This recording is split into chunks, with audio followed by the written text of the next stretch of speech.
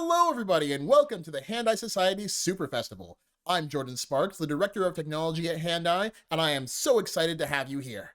The Hand-Eye Society was founded in 2009. However, much of our famous public programming started around 2012, meaning we've hit the 10-year anniversary of much of our major efforts to serve the game-curious public and make the gaming community a more inclusive, diverse, and enjoyable space for everyone. Super Festival represents not only the perseverance of our organization, but also the games community at large, which has endured unimaginable shifts in this past decade. To that end, Super Festival is being held here on Twitch and on Hand-Eye's innovative Fest platform on our website, which you can find at the link below. We are featuring over 50 innovative indie games from developers around the world. There are even 8 playable jam games made just for Super Festival, made by 16 Canadian developers. Be sure to check out all the games and their creators. Some exhibitors are also featured in our Super Festival Steam sale for you to take advantage of. Whether you like arcade games, games with deep stories, or more experimental works, there's something here for everyone, and we hope you find some new favorites. But that's not all. We have talks scheduled all weekend from various game creators, merchandise, and even an original Super Festival game where you can socialize with other online attendants from around the world and find all kinds of special gems, puzzles, and secrets. Work together in this online multiplayer experience we've created to explore all it has to offer. We at the Hand-Eye Society are used to throwing games festivals, both in person and online, but my colleagues and I did as much as we could over the past year to make sure that this festival was truly super. Super Festival would not have been possible without our sponsors, so thank you to Ontario Creates, the Canada Council for the Arts, Clever Endeavor, Bancy Co., Mighty Yell, and Brace Yourself Games for all your wonderful support, as well as additional support from the Ontario Arts Council and the Toronto Arts Council. I'd also like to thank our amazing community for supporting the Hand-Eye Society all these years through thick and thin, and sharing your passion for gaming with us and with the public. And if you're just hearing about us for the first time, well, welcome to the community. Well, that's enough for me. Without further ado, let's get our game on and start today's talks. We hope you enjoy our Super Festival.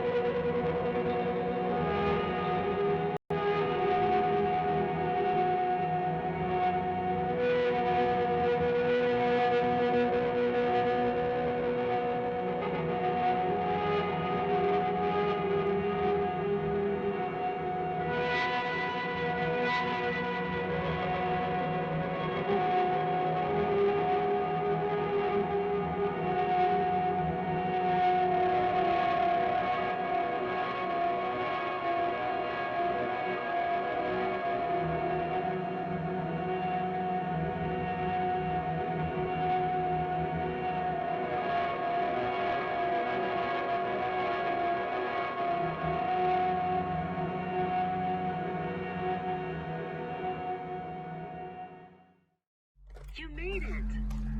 It's me, Nina. Welcome to Mammoth Forest. Your job is pretty simple. We just need a close-up of this girl near its stash. I'm sure you can follow him easily enough.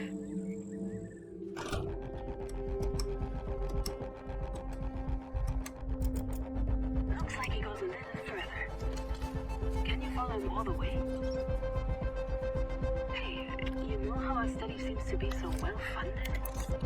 It's weird, right? I hope it's not weird in a bad way.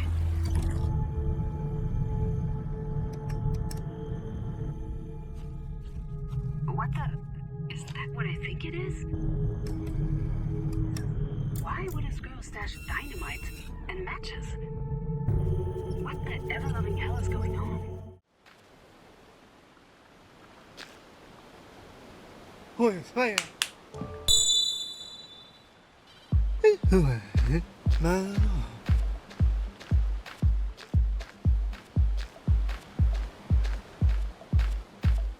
siêu quá.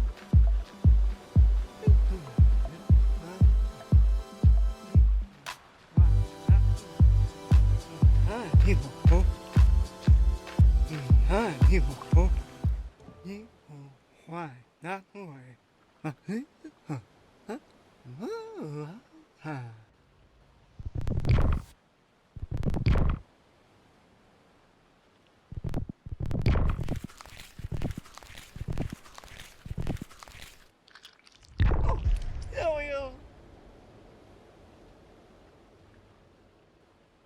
Mà hiểu.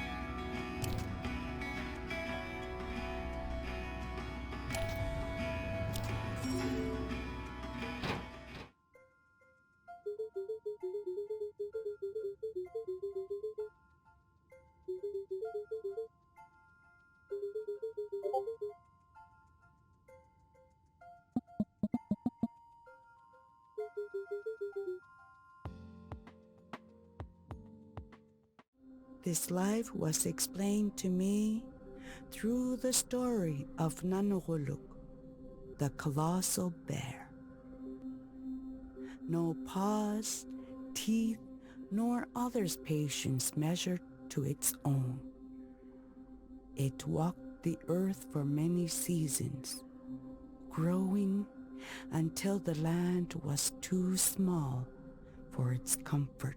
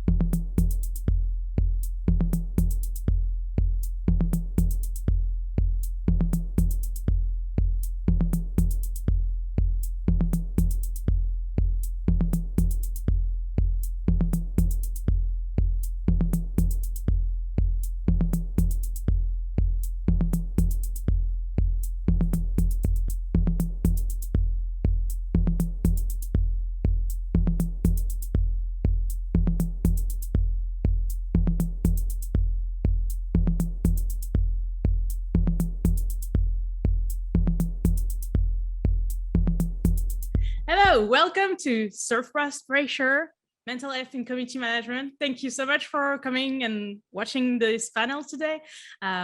Really happy to be with you, and I'm here with like some amazing people from the industry from all around the world. So this is great to speak about quite a serious topic, which is community management in the industry. And Surfcross Pressure, if you didn't know, just quick trivia, is a nice little song about mental health from Encanto. So feel free to check it out if you have time. But yeah, let's meet the cool people we have here. So first, I'm Sarah. I'm a community manager. I've been a community manager in the industry for a bit less than 4 years. So a young one, but at the same time, one of the oldest when you're in the community management field, which is very funny. But yeah, the other panelists are also community manager, but one, we have the Dr. Cowart with us today. She could introduce herself. Sure. Hi, I'm not a community manager, but I love community managers and I work a lot with community managers. I am Dr. Rachel Cowart. I'm the research director for Take This, which is a mental health nonprofit that serves the gaming industry and gaming community. And I've been studying the uses and effects of games and specifically its impact on mental health for the last 10 years. And we also have other community manager with us.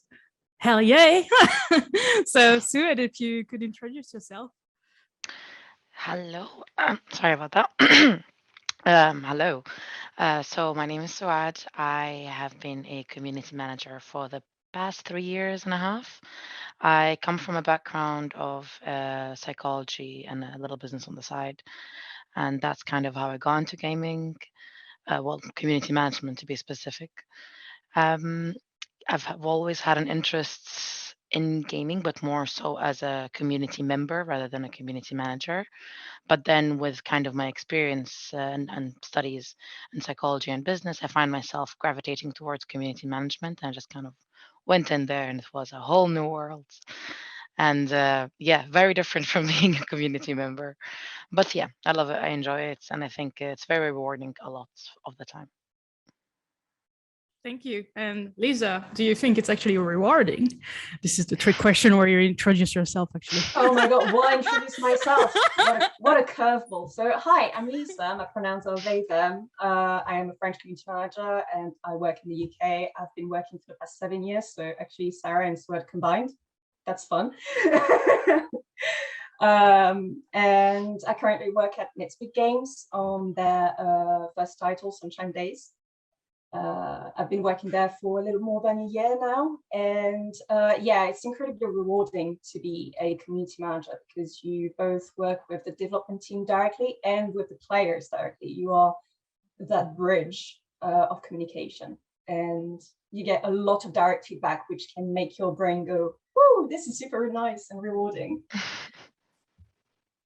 Yeah, totally. I can totally feel like the boom of like being the usually the public facing person of the company, right? Actually, I do have a question regarding that. I was wondering when you first, like, it's mostly for Lisa and Sue at this one, but when you first entered the industry as a community manager, and I'm guessing you already knew you were going to be the public facing person, but did you receive any training or even like, feedback regarding how to handle your mental health at the time? So it was 4 years ago. So that's not that long ago, but I was wondering, like, just to see, since you were at different places at the time. Do you want to go, Sword? I'll let you go first. Go for Yeah, it. sure. Okay. Yeah. So for me, I started as marketing, but marketing does involve like the entire pipeline of getting the information to the players. So when I became community managers proper, yeah, I was aware that I would be a public voice, but my work on marketing and branding especially really helped me disconnect myself from my brand voice and my personal voice. So I had already like years of experience to settle myself between who am I and who is my professional self. So I was lucky in that regard, because sometimes you start and you don't know how to separate those selves. However, regarding to training, no training, no nothing. I mean, 7 years ago, there was barely anything, even regarding mental health in games. But as years came by, people started valuing the community management work more and more, and as such, community managers became more and more vocal about their own issues and, you know, obstacles they were encountering. What about you, Suad? For myself, when I first joined kind of the whole community uh, squad, I joined as a community representative. So it was more so, I wasn't necessarily the face of the brands that I was working on for the region, but I was more of the person who was doing the work. So and it was specifically for the MENA region, which is where I'm from. I'm from Libya, and with that one, I know that there are certain tendencies within the community which I was a part of to be very vocal, and I knew kind of what I was getting into because I was a part of them. So I kind of took a proactive decision to really separate, similarly to what you said, my personal identity completely from uh, my online or professional identity per se. After 1 year, that's when I became a CM. And on that one, I actually received the first training regarding mental health and safety online. I think a year and a half or maybe 2 years into the job, when things started happening, people started talking, and then it was like, right, okay, maybe we do need to do something within the team, and that's kind of when it happened. And then everything else was just kind of more of my personal best practices. What can I do to keep myself okay? That's actually great that you received training because I'm feeling you, Lisa. I didn't receive any training and I went straight into community management. So depending on the community, right, it can be more or less tricky. But I was wondering if, like, this lack of, what can I say, courses, like being trained regarding this topic. I was wondering if it's like a tendency, if, like, for example, Dr. Cowart, did you feel like mental health as like a subject in the industry, like, is the view changing on it? Is it something that is taking more or less, actually, I don't know, taking seriously? I think it's starting to be taken more seriously. I think it's very upsetting that community managers are not getting trainings. Even if you're in a community that is wholesome, having training about psychology of interaction, the psychology of public facing versus private facing, how to know how to get help if something very traumatic happens. I mean, I work a lot with the industry, with community managers, and you hear time and time again stories of someone in the community in crisis, and they don't have the tools to redirect them somewhere else, which is a lot of burden to put on the community manager, because that's not in like the general job description of like person in crisis. How do you help them? I do think that discussion is changing, and I'm optimistic that Sue got a training. I would be curious if you think how good that training was. Yeah, that's what I figured. But I mean, it's a start of a conversation. So I'll say that that is promising, but I think there's still a long way to go. That's actually interesting that, like, it's not in the job desk, isn't it? It's like, Yes. at some, I don't know if you felt like that, Lisa Stewart, but at some point I felt like I was like in the lion's den sometimes. And I Yeah. was a bit on my own, and there was like fire everywhere, this meme of the dog going like, this is fine. Fine. Every day. Yeah. So yeah, regarding that, like, what are the type of challenges like you've experienced, or even that you've seen with your colleague, like other CMs? What type of challenges did they have to deal with, like, on a regular basis? Because this is, I think, that could help people also visualize what it's like for mental I health. hmm I think one of the first ones that kind of really jumps at me is the kind of the social labor as well as the emotional labor that's not kind of really listed in even in the job descriptions. And what I mean by social labor is that most people who are CMs normally are part of the communities that they manage even before they join. And when people do become employed, and it becomes an employment thing rather than something you do because you're a part of the community, that network that you use to interact with as friends or as uh, equals in terms of kind of your knowledge with the game or your presence with it, that dynamic changes. and then you start needing to behave differently around certain topics, not around certain people, but definitely around certain topics when it comes to the game. And yeah, navigating that can be a little bit challenging, I would say, a lot of the time. And the other side of that, when something bad happens, you are the hook and the connection that the community has to the brand or to the game. So they think, you know what, she or he or they will listen. And sometimes you will listen, but that listening time becomes like all the time from when you wake up till you sleep. As long as you're online and reachable, then you will be approached. And that can be quite a little bit overwhelming, if not a lot. So it feels like, literally the meme with the dog and the fire, but just 24/7, not just in working hours. And I think that's one that really kind of pulls a lot on people. And then you have all the other problems that come with the job that's kind of nitpick at you whilst everything is on fire. Yeah, that's a realistic expectation.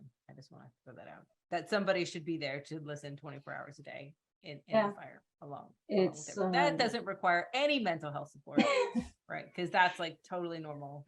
Yep, That's a normal 100%. thing.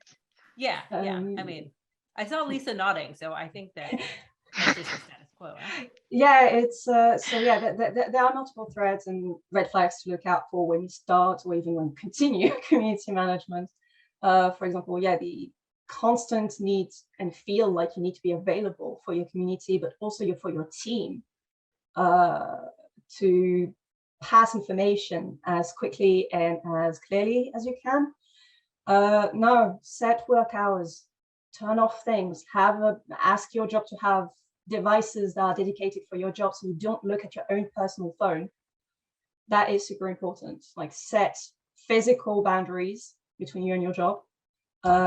There's also very commonly something that is maybe everything is underreported, but repetition.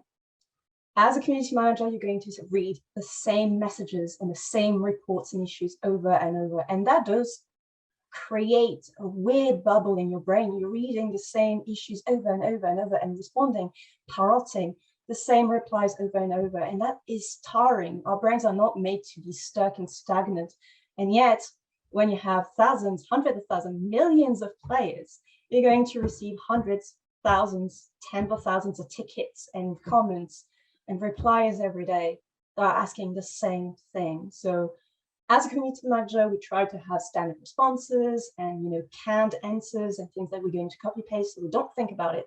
But at the same time, often we go into that job out of a position of care. We want to care for people.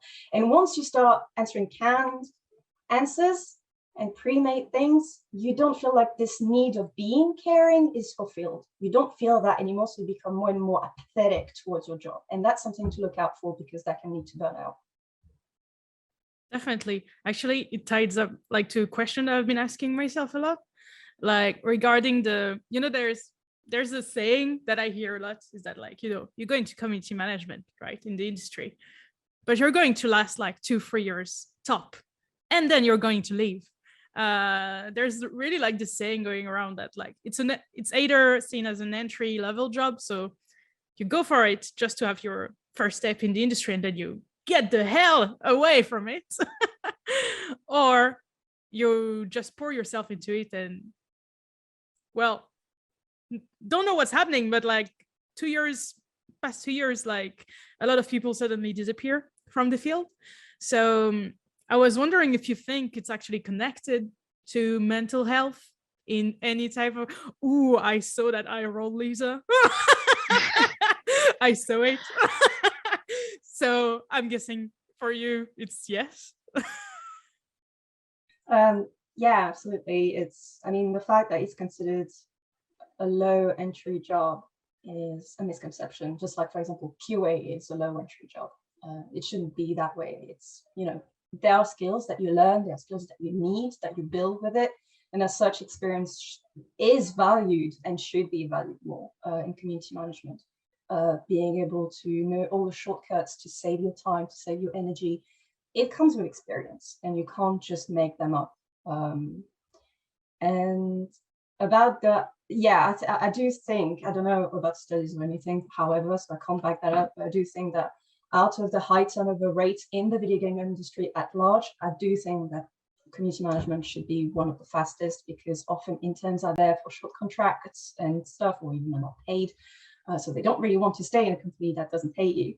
Or yes, they rely on freelancers who are there just to set up a community and then abandon them because the company doesn't see the value in continuing the community work and continuing nurturing. It's not the fault of the community manager. The community manager stays there until their contract ends and they get paid. But yeah, what about you, Sue?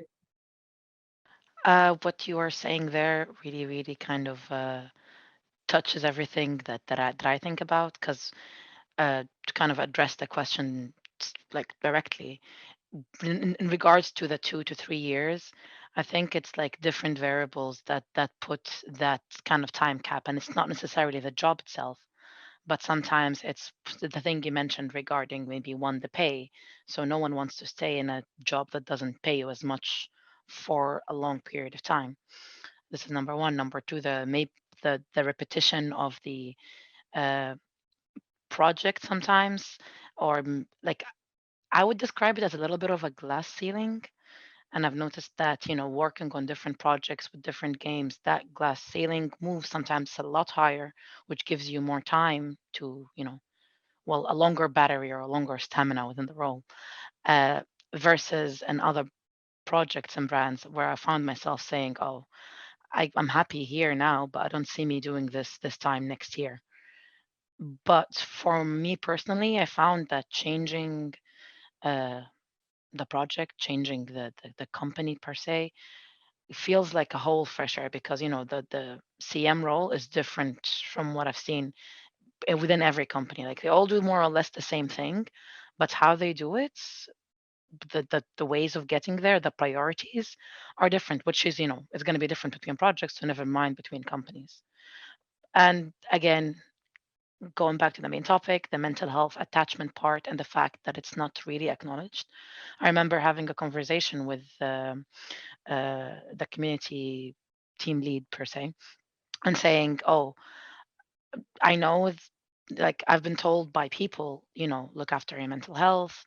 And even on my first day, I was like super smiley and cheerful.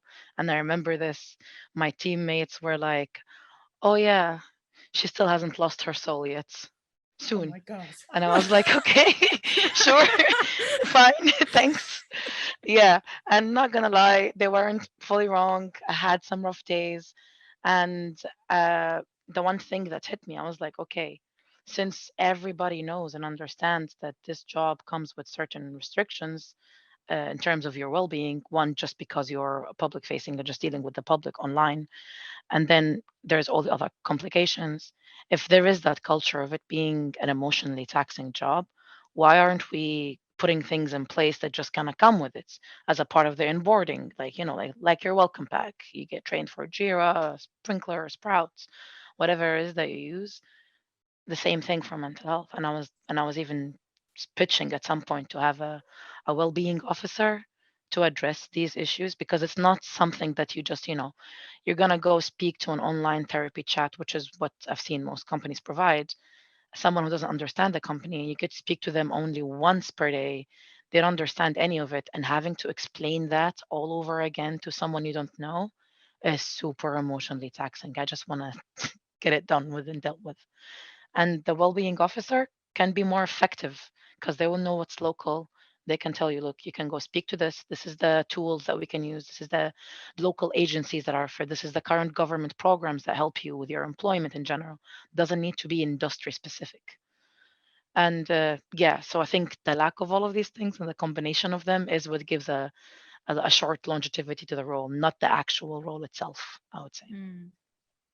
Is it something that you also can confirm on your side, Dr. Cower? Like, is it more like you see tendencies of people leaving, or is it just like the industry in general has a hard time keeping people? I have no idea, to be honest. I mean, burnout's real high in the gaming industry generally. Among community managers, I imagine it's higher because of the emotional taxing nature of that position.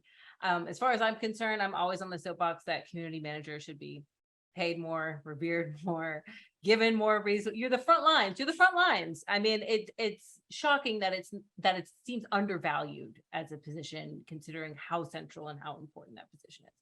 I love the idea of a well-being officer. There's this conference. It's a Games and Mental Health conference. It happens every year in Toronto, and I went a couple years ago. And the central theme was about having kind of a mental health resource person in the gaming industry for that purpose. Exactly. Like, can you give me a therapist who is somehow has an idea of what community management is, so I don't have to spend the first 3 sessions explaining to them what it is, and they can relate to these everyday struggles that I have. Because a lot of times, you know, even with just games generally, if you go to a therapist and you say, I play a lot of video games, they're like, that's clearly the source of your problem, and it's kind of discredited, right? So the same as people in the industry, they don't understand the specific struggles of people in the industry. So I would love to see the industry move towards providing more resources for mental health, for community managers, for everyone in the industry, you know, actually across the board, I think would be fantastic. And the fact that it's not there is really disheartening, and it shouldn't be that way. We have physical insurance, health insurance, like we should also have like mental health support and insurance and that sort of stuff. Definitely. I'm thinking about the fact that, you know, community managers sometimes have to work on project where like the communities can be very toxic, right? It can go very toxic very quickly. We can have things like even like doxing, like it happened to me, people finding my address, asking me to play with them, else they will show up at my place, things like that. There are things that you shouldn't have to deal with on your due to your work, because you're working because you need money to pay your rent. But this isn't something that should like go this deep in your personal life and privacy.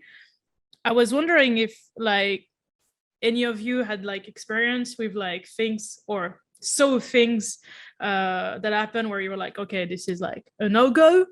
And also this one is more for you, Dr. Cowart.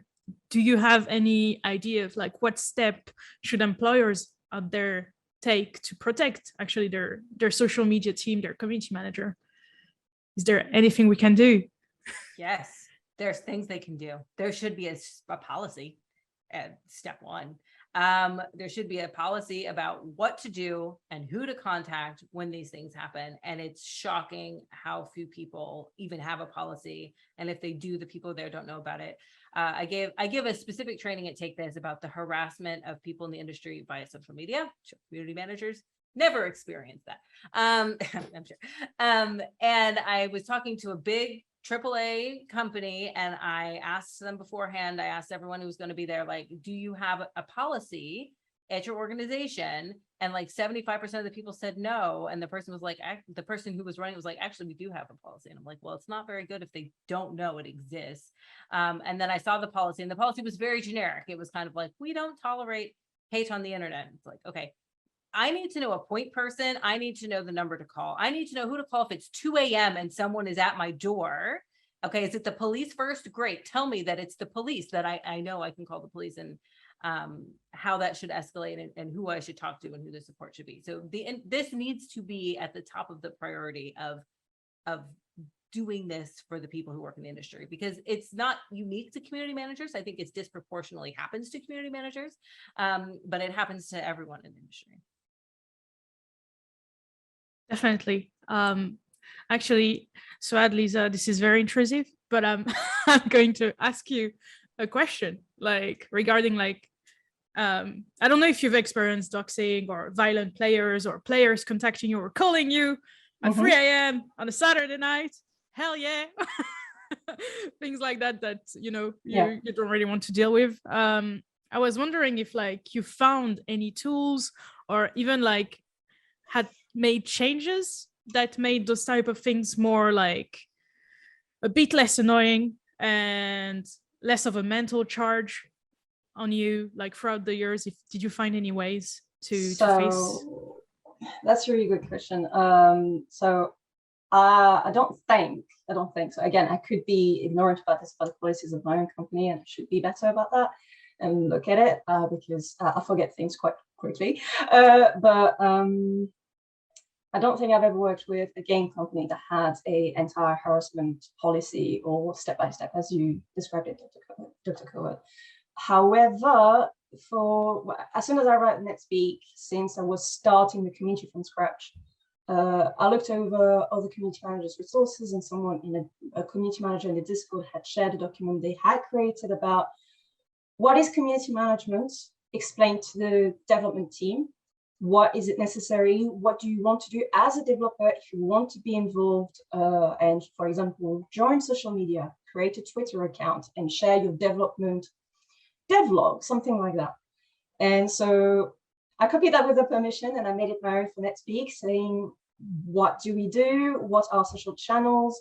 And especially since I wanted to create a Discord server, which can be very finicky in terms of settings when you want to respect your own privacy, I was like, create a Discord account with your company's email address. Do not use your personal Discord account. And even in community management, community managers make that mistake. It's half in life. It's not necessarily a mistake, but often they have to use their personal Discord account to moderate on Discord because there's a lot of associated benefits to have the same account.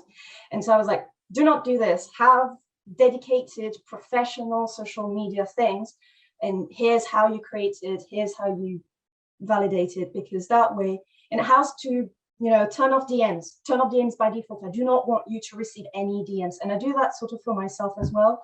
I also onboard my volunteer moderators, and I'm very clear with them that this is a volunteer position. I'm not expecting them to do any minimum work hours or anything, or even, I'm not even saying work. This is not work. I just like their vibe and how they answer other players. But I tell them to turn off their DMs as well. And I do that as well for other accounts. Turn off DMs. This is not something you can moderate easily. So turn off any channel that is unnecessary or adds up to your work.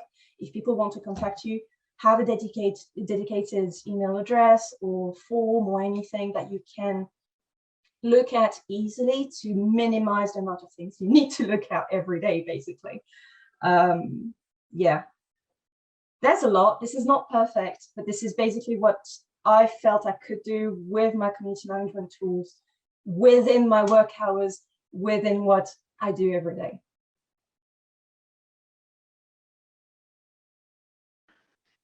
From myself, I'm totally with you on all of that, and this is kind of I've never used my personal, for example, Discord to do anything with work because I was like, okay, work stuff is gonna be work stuff, and this might sound like a little bit weird or different, but like my name is Saad, right? But whenever I'm doing anything with the community, I just always go by Sue, so they don't even have my full name. So I'm kind of using almost like a pseudonym, just like they know me, it's me, the same person, but I mean, I'm not going to give you my full first and last name. And I found that quite helpful because I've not been Googled or approached on my personal accounts at all. And also because I think possibly from what everybody else has been saying, like I told you on the first day, oh, she still has her soul and all that. I was like, right, okay, I'm not going to fall into the same traps because I know mental health issues or just kind of these pressures. I know that at least for me personally, they impact me so much, and I don't want any of that to impact my work because I try to hold my work at a kind of a high level. So because of that, I made the separation. But occasionally, when there is that overlap, like for example, I've had, and for some reason it was happening on Facebook, which I didn't expect. But I had people just messaging me on Facebook regarding the brands that I was working on, or just brands that my company had, but I wasn't even working on, and just sharing all sorts of information. And I found myself like maybe just straight up, I started reading the message and I was like, right, I'm not going to finish. I just deleted it straight away. And I was like, you know what? I'm not expected to respond to people from here. I'm not supposed to. And if somebody tells me that, no, you shouldn't have done that, I'd be like, no, I'm sorry. That's my personal account. It's not going to happen. And also, I found that reporting it to my direct line manager helped show the impact of it. So if I just saw it and I dismissed it and I just dealt with it, fine. That's it, it died. But then I found that when I was telling my team lead or my manager, they were also checking on other people and telling them, look, by the way, if this happens, blah, blah, blah, blah, do this, don't do that. So I found that it helped to share it with someone, and also with just my peers and my other CMs saying, "Oh my God, I got this message. It's blah blah blah blah," and it just takes the load off. And they would tell me then kind of how to deal with it, or how to respond, or who to refer it to, and so on. And there's one thing you mentioned about the mods on Discord. This is one thing that I'm always super protective about the mods, because I see them sometimes starting to take the same infectious bad energy, unfortunately, from CMs and the stress and making it theirs. And I'm like, no, honey, you're not even paid for this. By all means, just drop me a DM, tell me, girl, bye, and I'll be like, bet, we're good. Don't worry about it. You know. So yeah, and I've found myself sometimes sending self-help resources to some of the mods when they've shared that they've been struggling, or just taking some time aside to message them and say, hey, are you doing okay? Is something's up? And the same thing with colleagues, doing that for them, saying, being like, oh, is everything okay? I know I saw your tweet about this, and they did the same for me when I was struggling with stuff. And that was it's not really a tool, but it's just kind of using the human resources around you as people and being there for one another was something that's really, really super helpful. Yeah, I think this is great when you have people you can, share with. I'm just going to share a tool quickly that, for example, when I was doxxed, like it happened, but no one knew what to do with it. Like no one knew, even when I reported it and things. And I didn't know at the time. I was quite young as a person and in the industry. So I found tools like Block Party, which are tools that enable you to block a lot of people, enable you to, just find those social media tools that enable you to not, for example, see interaction yourself. You can like ask your friend to go for it, where like, when it's getting too violent, where it's at a point where you're like, oh my God, what's going on? What's going on? I just had breakfast. I was eating my cereal and suddenly I opened Twitter and like, it's going crazy. So yeah, I think my advice would be, as you said, try to speak about it with people. If unfortunately, since how can I say that? Since not a lot of professional have to deal with it all of the time, often they don't have like the social media tool to handle it. Try to find them yourself. It can be a bit hardcore when you're in the midst of it, but in the middle of it. But like there are things out there like Crash Over Ride is a good one by Zoe Quinn. There's also a Speak Up and Stay Safer. All of those guides online that help you face social, like online harassment. And also don't forget that there is way to literally delete yourself from the internet. It's a lot of work, but it's possible in case something very bad happened. So I just wanted to put that out there. Yeah, so I was wondering if there are like any org, I'm thinking Take This, of course, but if there are any like org out there that like social media, but also even gamers or even like other industry people can reach out to when they're feeling down or where they're facing too much like mental load due to the work, unfortunately. Due to the world. Yes, Take This is a mental health nonprofit. If you go to takethis.org/resources, there's directories to find clinicians who are culturally competent in games, which is what we were talking about earlier. There's also lots of like video and print resources. There's the Game and Gamers Online Harassment Hotline, which is a text hotline, which again is staffed by people who've been specially trained to understand that there are special circumstances in and around working in games and also being a member of the gaming community.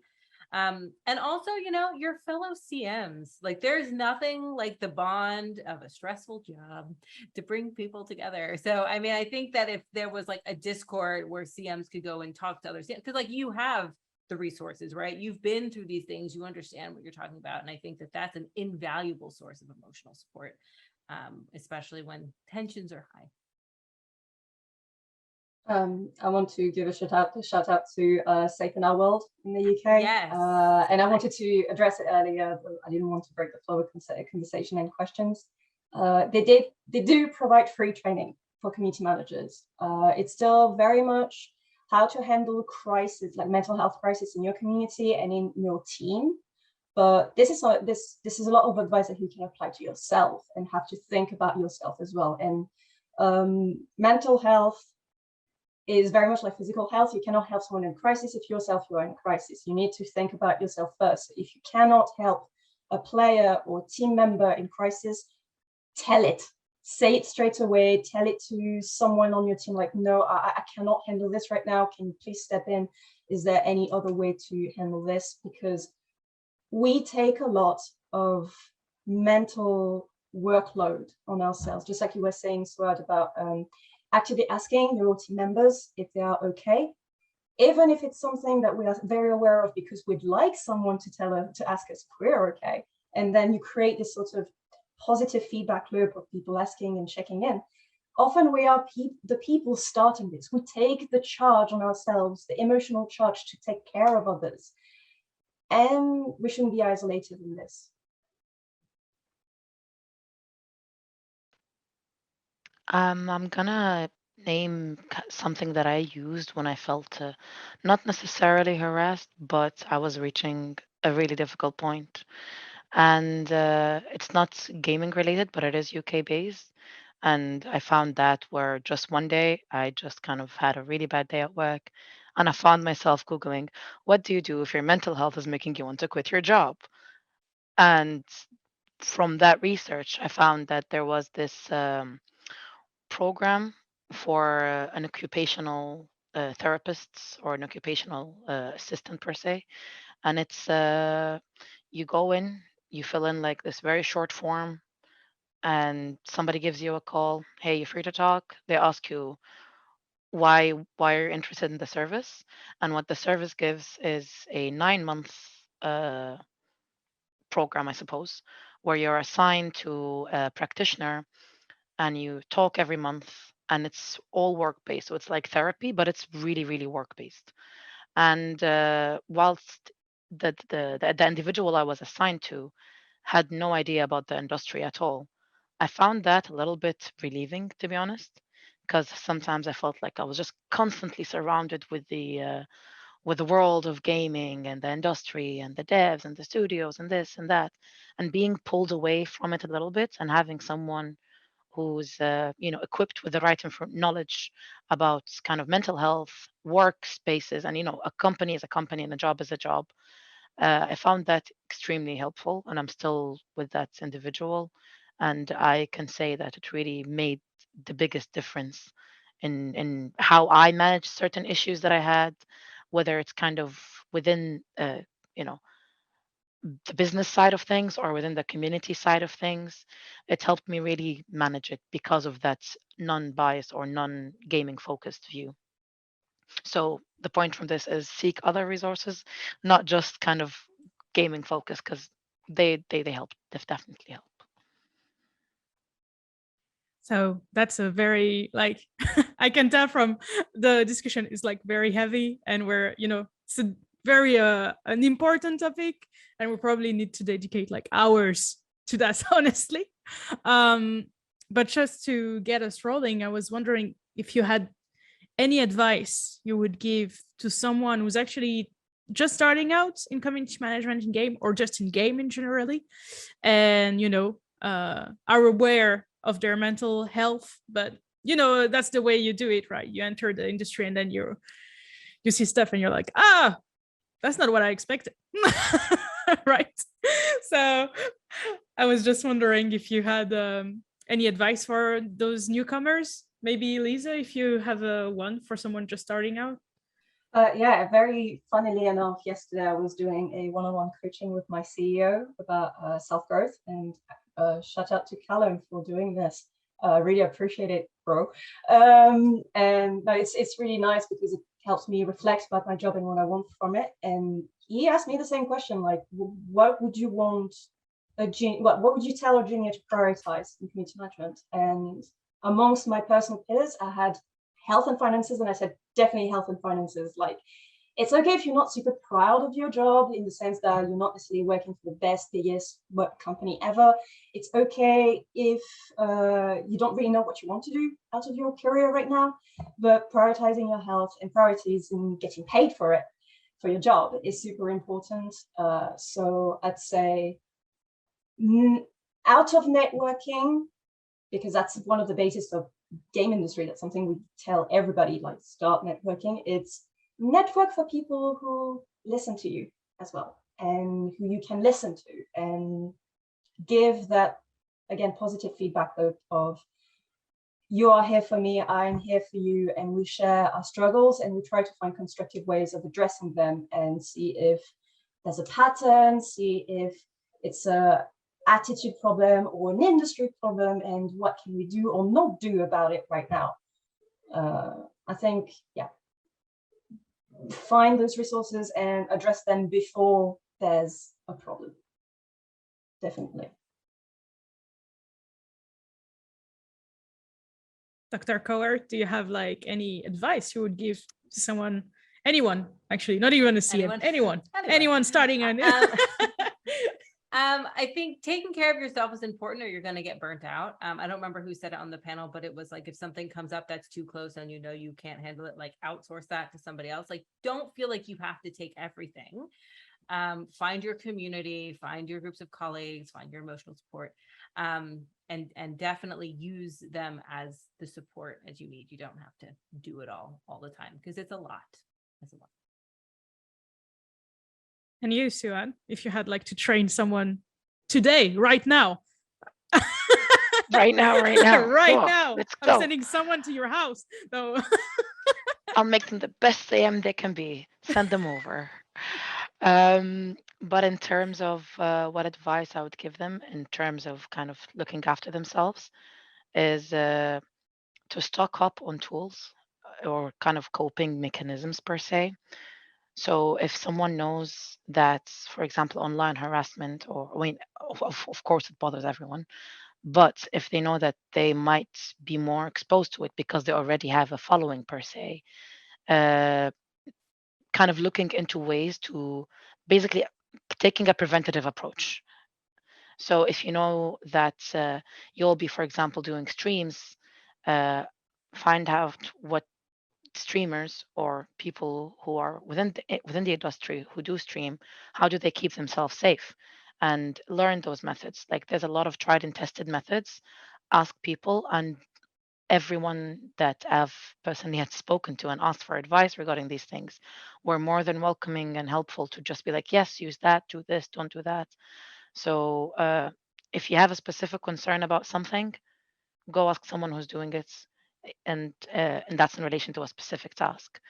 But also in general, one thing that I learned through kind of working, and I've said this to anyone that I've trained before, is don't give 100% all the time. And I got told off for this by my manager once, and I had to explain myself. And I was like, because for us, sometimes things go suddenly into like double the workload overnight. And it's not like a consistent workload where you can always foresee and foreshadow. Like, a crash might happen in the game, and that's it. Now everything is on fire and you need to go in. So if you're already running on 100%, when that fire catches on, you're going to be giving 150, 160, and that will be taken from your reserve that you have for yourself. And your job, no matter how much you love it, and it is a care job, as mentioned earlier, it's still just a job. So don't let it take from your personal reservoir of well-being or your mental stamina. So yeah, don't give 100% all the time. Give 80, give 60, and then when needed, go to that 100 and give it all, give it your all. that's like kind of my tip. Yeah, well, that's an amazing tip to finish this panel on, to be honest. But yeah, I hope you all enjoyed it, and I hope also people watching it right now are enjoying it. I just want to, like, even though it's a very heavy topic, and we're tackling also like negative subject, right? But I think we're all agreeing right now, everyone on this panel, that like communities in gaming are amazing. I think that's also why we chose to go in gaming communities, but even though in gaming in general, is that like people are so passionate about games and communities are so like ready to share and create things. It's like, at least for me, I don't know you guys, but it's like heartwarming when people like you're working with a studio or you're working with friends in the industry and they come up to you and they're like, have you seen this fan art of my game? And you're like, oh yeah, this fan art of your game. So I just wanted to put it out there that I think also it's a proof that Sue, Lisa, and I are still in community management. It's a proof that it's very interesting and very passionate. I'm very passionate about this subject, and I'm really thankful. Like mental health is starting to be a big subject, and we have to thank like people like Dr. Cowart. I'm a big fan, who are like putting the work out there so that, you know, we can like just work and have a nice work-life balance. So yeah, thank you. I hope you enjoyed it, and feel free to reach out. I'm saying that for myself, but feel free to tell me if I'm being too intrusive. Feel free to reach out to us on social media. We're very active, but we might not answer you at 2 a.m. Bye-bye. Thank you.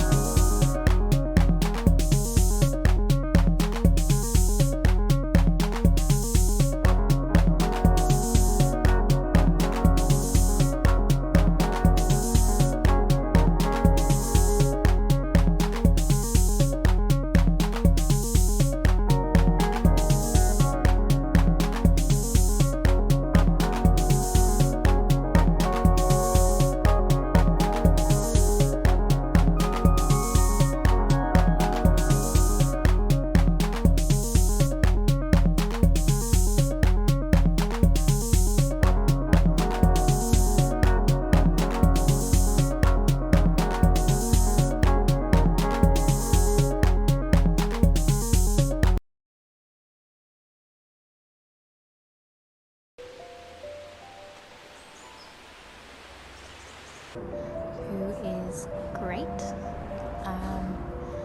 And how has my life changed? Well, it's changed. Mostly.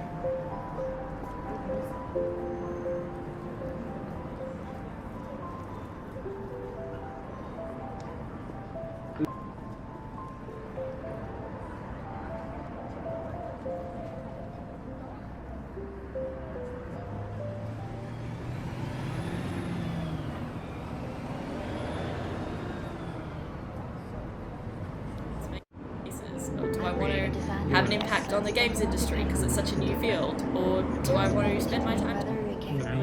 I guess my hope is that I might inspire playfulness in others. Saying that. I feel Look at me. Yes. Look at me. What's real? Kind of What's not? struggle What's to real? prioritize what I want to do with my time. I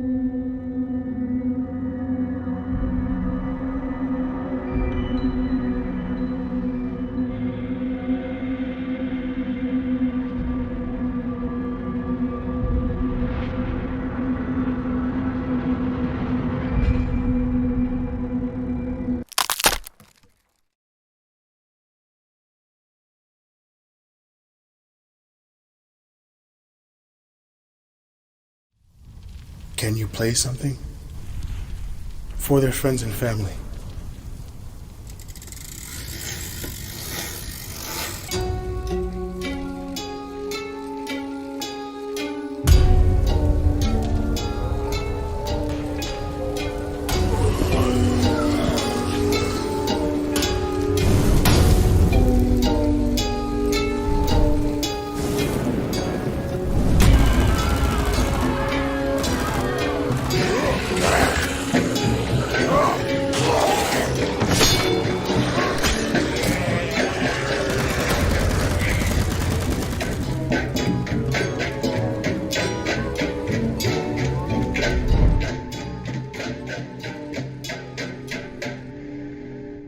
Your distraction machine.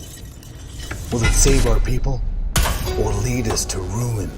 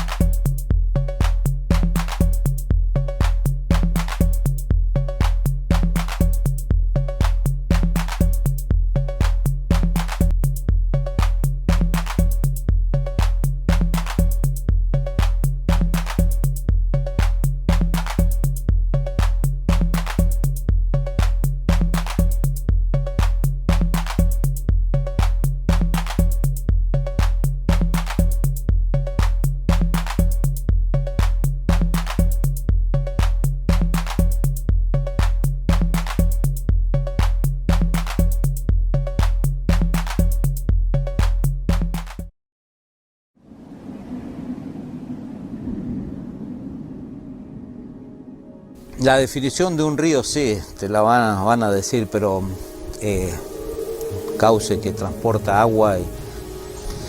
Pero no, es muy amplio. Creo que no sé, no me alcanzarían por ahí las palabras para definir lo que es un río. Pero un río es vida, es todo. Un río transporta vida. Sí, ¿no? Para las comunidades originarias de la zona, el río tiene un propósito. El río tiene lo que las comunidades originarias le llaman ñem. Tiene como un espíritu. Tiene como un espíritu y muchos espíritus que lo habitan.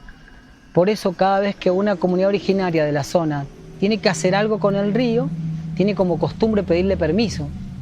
A nosotros desde la civilización occidental como que nos sería gracioso pedirle permiso a un río, pedirle permiso a un cerro, pedirle permiso a un arroyo para pasar.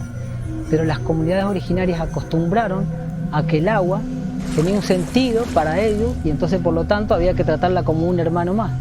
Eso es decir, hermana agua, hermano fuego, hermano cerro, que ahora nosotros ya traducimos tan libremente, tiene que ver con esa cosmovisión que tenían las comunidades originarias, sentirse parte de los ríos.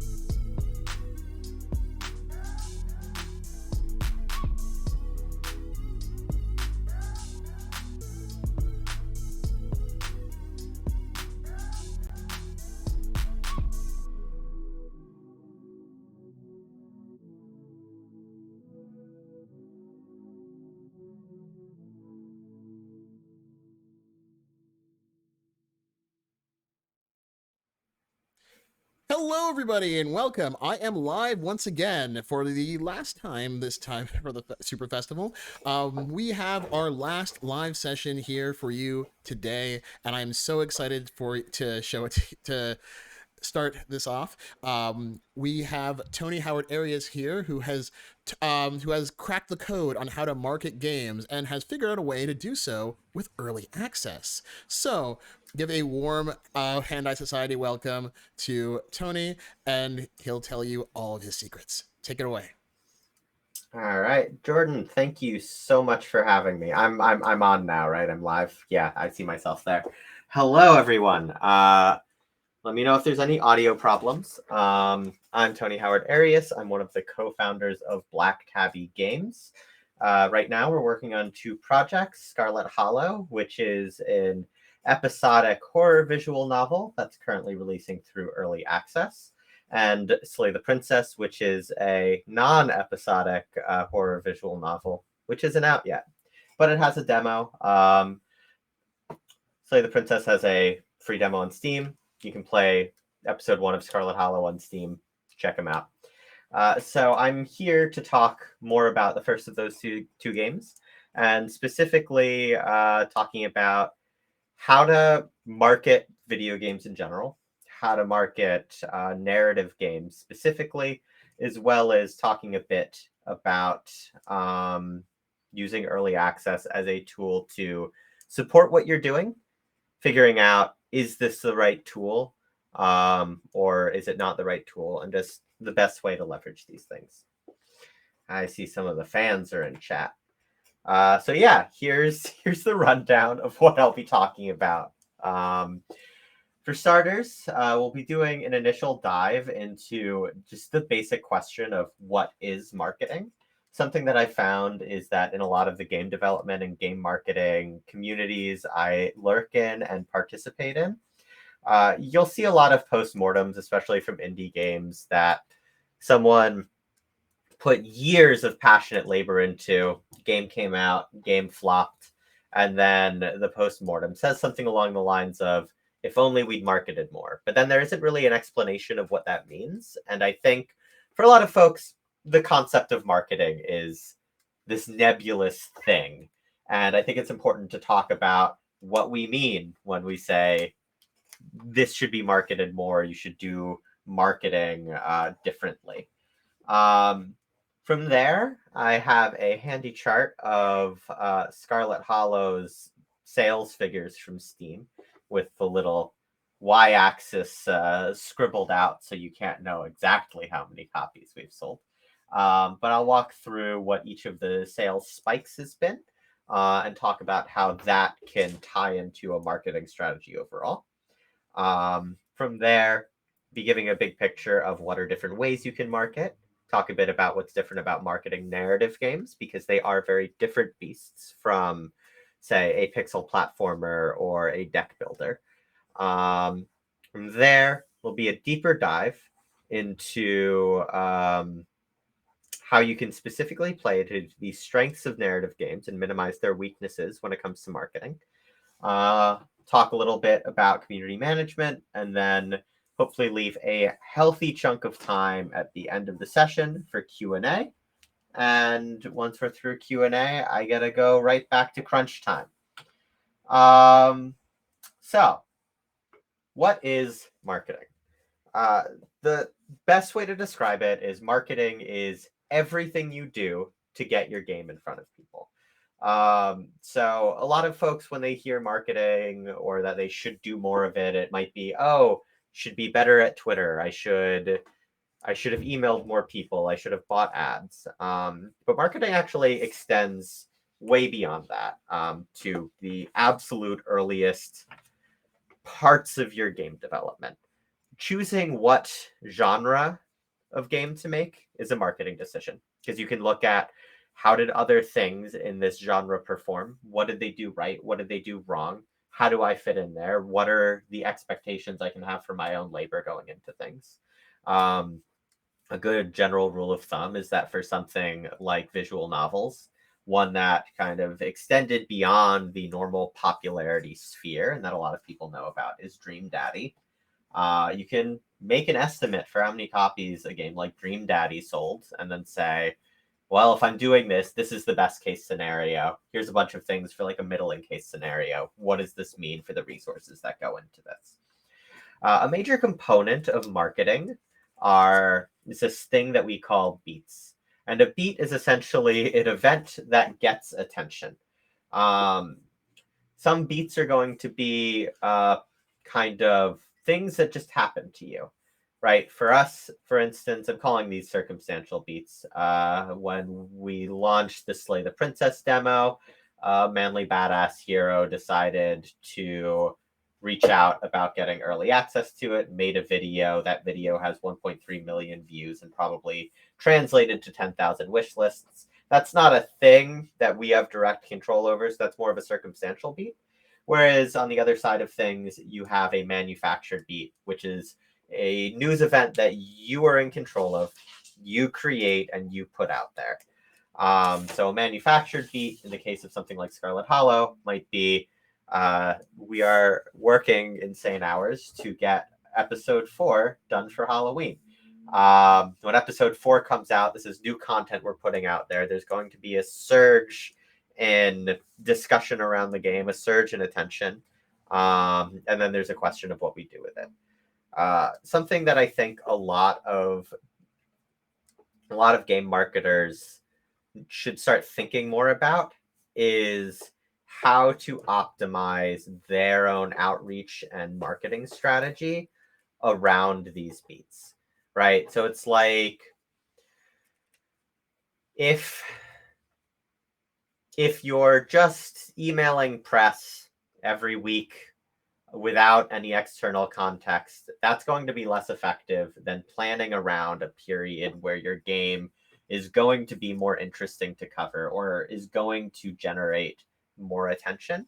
So instead of like drawing out and spreading out that effort, it's more effective to really, really focus in on these things. And there's like two components to that, right? There's just this organic component of people are interested in popular things, and there is a feedback loop there where if people are interested in your thing and there's stuff to engage with around your thing, they're going to engage with it. That stuff is going to get a bigger reach and people are going to engage with it more.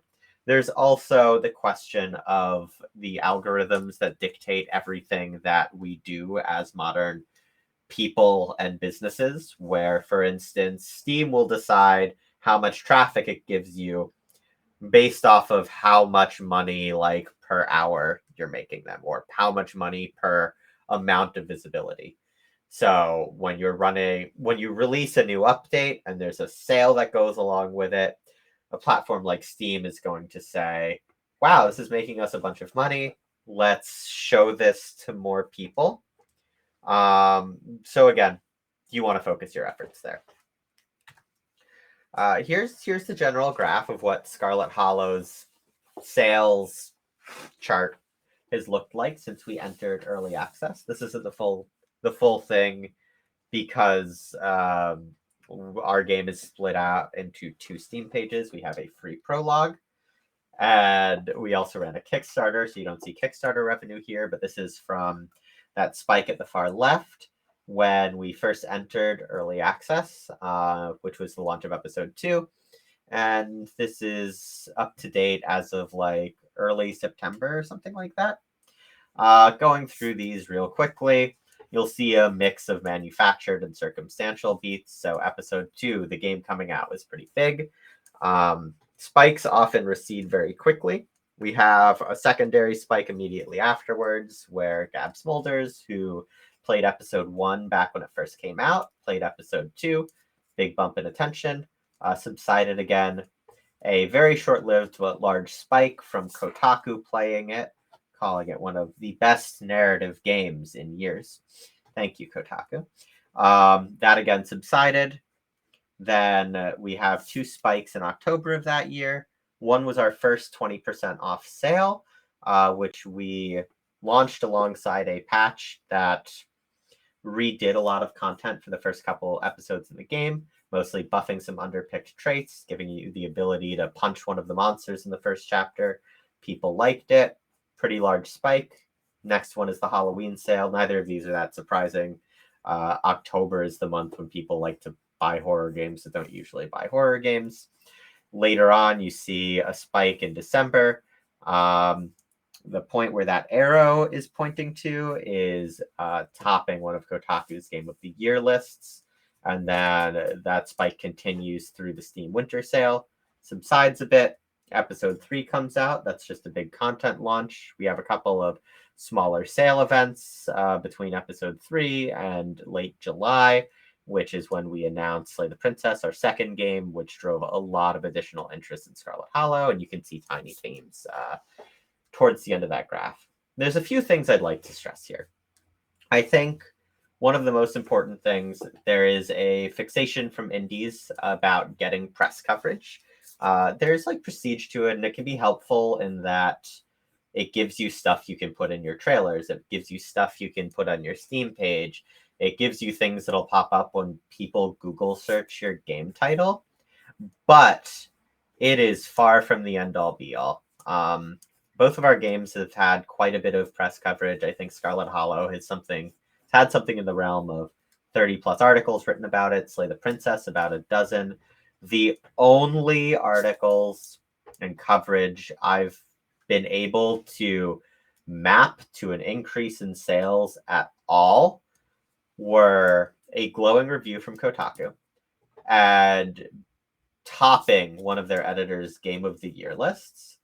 And Kotaku is a large gaming website. If I go on to like SimilarWeb real quickly, I believe it is like in the top 5 gaming websites globally.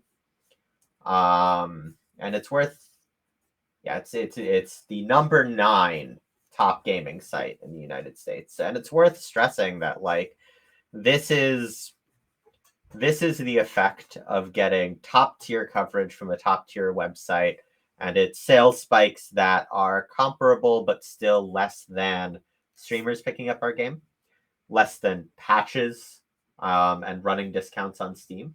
That coverage feels really great to get. I'm very grateful for it. But if one of your focuses when you're marketing is just get the press to talk about it, even if you get results, you're not necessarily going to see these results translate into sales. And I've talked to PR firms, I've talked to other devs.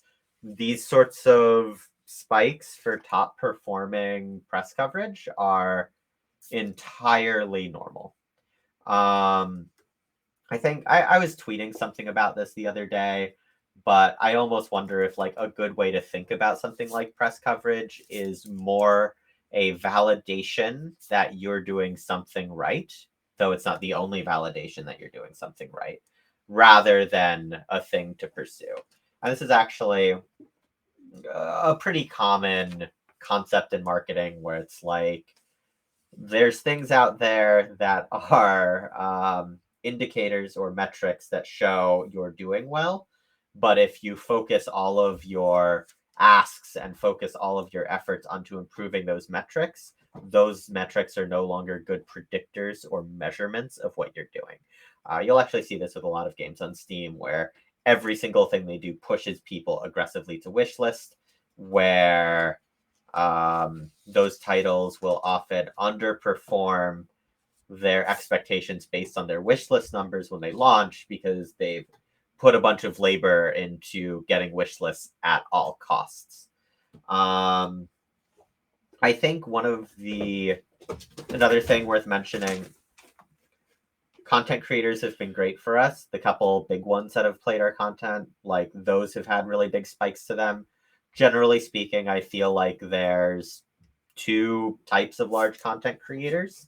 I think there's the type where the viewers are mostly there for the creator themselves. And then there's the type where the viewers are there for the games that the creator is playing on top of the creator. So we've actually had quite a few largish content creators play our games, especially Slay the Princess. But the 2 that we can most clearly map to spikes on our sales or spikes on our wish list numbers have been Gab Smolders and Manly Badass Hero, both of which have audiences that are very engaged in the content itself, as opposed to engaged with just the streamer's personality. That being said, these folks are very hard to get a hold of. I think Gab is the only big streamer that like responded to an email pitch I sent out, and all of the others have just sort of caught on to one of our games at some point. That being said, the biggest spikes here are actually spikes where we created new content, which, hey, great. Those are also spikes that we're in control of. So you'll see episode 2 is huge. Episode 3, very big too. Something that's worth noting with that is that episode 2's launch day spike quickly receded, whereas episode 3 was a little wider. So if you actually look at the total number of units moved for these periods, episode 3 coming out was about 65% of the revenue of episode 2 launching. Then the other big spikes we have, here's a patch with a sale. We have here's an announcement for another game and a demo. So when in doubt, focus your marketing strategy on creating content from people. I think in general, content will always outperform you screaming into the void.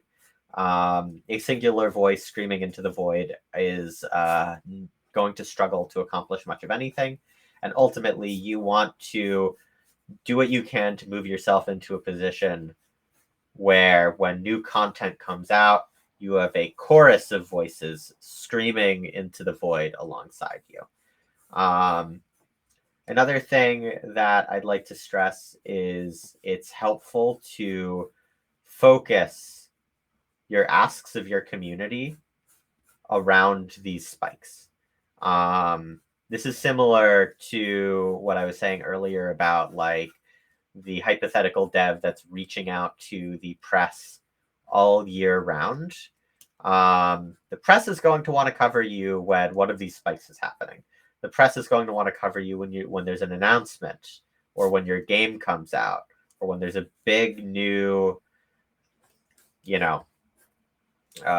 glut of content for a game that comes out. Because the bottom line is, the press will cover your game if they think it'll get them clicks and attention, and the time that will get them the most attention is when there's a new announcement or a new update, and people are excited about it and talking about it and looking to consume everything they can about your thing. So what's different about narrative games than normal game marketing? I think one of the biggest things is that stories happen and then they're done. Video games are a field where there's an expectation around there being a lot of replayability. And there's some narrative games that have very high replayability. There's some that don't. But it can be very hard to meaningfully extend the life of a narrative game too, since that would often require patches or DLC or something along those lines that alters the story in some way. There's also a lot of narrative games out there that are mostly linear and have low replay value. And there's nothing wrong with those as art. There are going to be some additional challenges with marketing that. I think narrative games in that bucket run into a particularly challenging issue where a streamer plays the game, especially a popular streamer. People consume the game, but then there's no reason for them to buy it on their own or come back to it. This, I think, if you're making a narrative game, this third bullet point is something that you really want to think about, and you want to think about how it informs your entire strategy. But yeah, so you'll get a big spike and then you're done. How do you get around this? So for us with Scarlet Hollow, we decided to do an episodic format. There's pros and cons to this approach. A pro of it is episodic games can create many of these beats, right? We have an episode 2 beat here. We have an episode 3 beat here. We'll have an episode 4 beat here. So your first spike doesn't have to be your last. You have many opportunities to repitch in the context of something exciting. You also have a chance to respond to user feedback and adjust your course as you go with something like Scarlet Hollow. What we've often done in between episodes is we always run surveys to see what are choices people have made, what are character traits or character builds that they lean towards, getting a sense of what's popular, what isn't, and then we sort of come back and in between episodes ask ourselves, is there a way to change this dynamic? So that Punch a Monster patch, for instance, in Scarlet Hollow, when you make your character, you get to pick 2 traits from a pool of 7 things. You can kind of almost think of them as like the special attributes in Fallout New Vegas, in that they give you a bunch of extra dialogue options. They fluff out your character. One of the traits, Powerful Build, gives you just like an impressive physique. You're durable. You can fight people. You're strong. All things that seem like they would be helpful in a horror game, but the trait like continually would have a really low pick rate. So we would revisit it in patches and say, okay, this is the new version of powerful build. We're changing these options to be better. We're giving it these extra tools. Release a patch that gives people another reason to come back. It gives us another reason to have a sales cycle.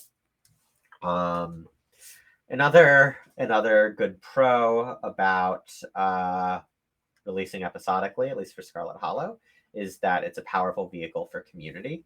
Right, the game is structured to have, it's a mystery story, so there's stuff to talk about. There's cliffhangers in between every episodes. So we have a vibrant Discord community. It has over 3,000 people right now, and they're all there just talking about what they think is going to happen next time, choices they've made, choices they think they'll make in the future. A lot of things like that. There's some cons too, of course. Narrative games are an enormous amount of work, especially when you're doing something with the type of branching that we have with Scarlet Hollow. By the time episode 4 is out, I think the script will be 600,000-ish words, something like that. Absolutely horrifying. I don't know how or why we're doing this as two people, but the community loves it. And I think there's also a component of not all narrative games actually working episodically, because I've seen other titles do it. I've seen them fall flat, and I think like a pretty common thing is their in between episodes isn't necessarily a compelling reason to stay engaged with the story. Sometimes that's just, if you're releasing episodically, you're probably not doing as much branching, because then you wind up with a 600,000 word long script. But if there isn't a large amount of variability in different runs to discuss with other people, if there isn't a like impactful meaty cliffhanger in between releases, it's possible people fade out. And you have to make something that keeps your audience engaged with your story for the probable years this will come back, and people have been burned before. And on the subject of keeping people engaged for years, like there is also a challenge of, well, when a new episode comes out, you need to get them back there, right? You'll always get new players with like a sale, with a big content update, because they're waiting for whatever percentage discount, or they're waiting until the game is some % of the way done before buying in. But ultimately, you need that core player base eager to come back every single time. I think community is a pretty solid answer to that. Oh yeah, this is what I was talking about. So yeah, what works for episodic narrative games, they have to be structured to make people want to talk about them and get them coming back for more. There should be replayability, otherwise people will run out of things to talk about. I think something that's very important is to figure out a way to make choices matter in your game that doesn't kill you as a developer, and it makes people feel emotions. Be that strongly that a given choice they made is correct, be it a decision that just emotionally wrecks them. I gave a GDC talk about this earlier this year, but I think something to think about is there's a lot of different ways that you can approach making player choices feel like they matter in a narrative game. I think a lot of times people just look at something where there's this whole series of branching decisions, which is very, very hard to write for. And it leads into exponential scaling quickly. I think what's worked for us has been a mix of, yes, there are these big branching decisions. We generally find ways to bring them back to the center, though. So, like, every episode of Scarlet Hollow until, like, the last 1 or 2 are going to mostly be the same plot structure and locations, but there will be key differences within those scenes, or there will be specific parts of the story that really illustrate where that choice mattered. But on top of that, we also use like a heuristic-based relationship system that approximates how, what impression you've made on a bunch of other characters and slightly tweaks their sprites or dialogue to be reactive to how you behave as a person. And we also make sure that we flag pretty much everything you say in game so that every so often we can reference if you've repeatedly asked the same question or if your character is acting inconsistent with how you've behaved previously. These are all ways to just sort of paint a landscape where this stuff matters. And this is the stuff that gets people coming back. It's the stuff that gets people talking about what you're making on Twitter, Facebook, Reddit, wherever, and talking within a community about it. Speaking of community, I think the bottom line is everything that you do marketing-wise should be focused on ways to build a community. So I have the end of the demo screen from Slay the Princess up here. There's multiple calls to action on this screen. The big one at the bottom is probably the most important, pushing our players to join our Discord server, which is where the community is. We also have calls to action to wishlist the game, or since they're probably immediately craving more content after finishing the demo, hey, we have this other game, it's great, buy it. Discord can be a little tricky in that it requires a critical mass of active users to sustain itself. Right? If you have a Discord server and there's like 200 people on it and only 2 people are active every week, it's going to feel dead. People aren't necessarily going to engage. But if you find a way to keep driving people there, keep providing new content for them to talk about or new ways to engage with what you're building, be that by streaming, be that by running competitions or community events. Something that we've done in the past have been fan art competitions where after however many entries there are, we do a special live stream and take requests. Eventually, I think a community like Discord is one of the most effective long-term tools you can use to build a community around your game. Discord definitely works for us, though. There might be something different for you. I think in general, it's probably a good idea to figure out what social platforms you get good returns from and focus your efforts there. So for some folks who don't want to manage a whole Discord server, maybe instead of having people join a Discord, you have them follow you on Twitter if you're good at Twitter, or you push them to a mailing list if all you want to do is focus on game development. Just find a way to like capture folks so when the next thing happens, you can get them excited about it. This next point is kind of more Discord specific, but I think it's also important to create structures in general that make it easy for people to engage with what you're making in a way they want to engage it for or engage with it. So this is the list of ever-growing channels that we have on our Discord server. So we have a general discussion for the game. We have channels like this for both of our titles. We have a fan theories channel for if you want to kind of discuss more in-depth predictions about what's going to happen next. Discord rolled out a forum feature recently, so we have something that we called the Cork Board, named after a community Google sheet that kept track of fan theories. So this forum has a separate thread for every single fan theory where people can discuss at length and zero in on this is the thing I want to talk about. We have a channel just to discuss your favorite characters, one for fan art, one for anything that doesn't fit into another channel. So we created random after I think general discussion got derailed at some point with a what Homestuck character is each love interest in Scarlet Hollow. So we created an overflow channel where that conversation could continue to happen there, and everyone who wanted to engage with it had a place to engage with that conversation. But folks who didn't want to talk about Homestuck could still focus on what they wanted. On a similar note, we do have a horny jail on our server.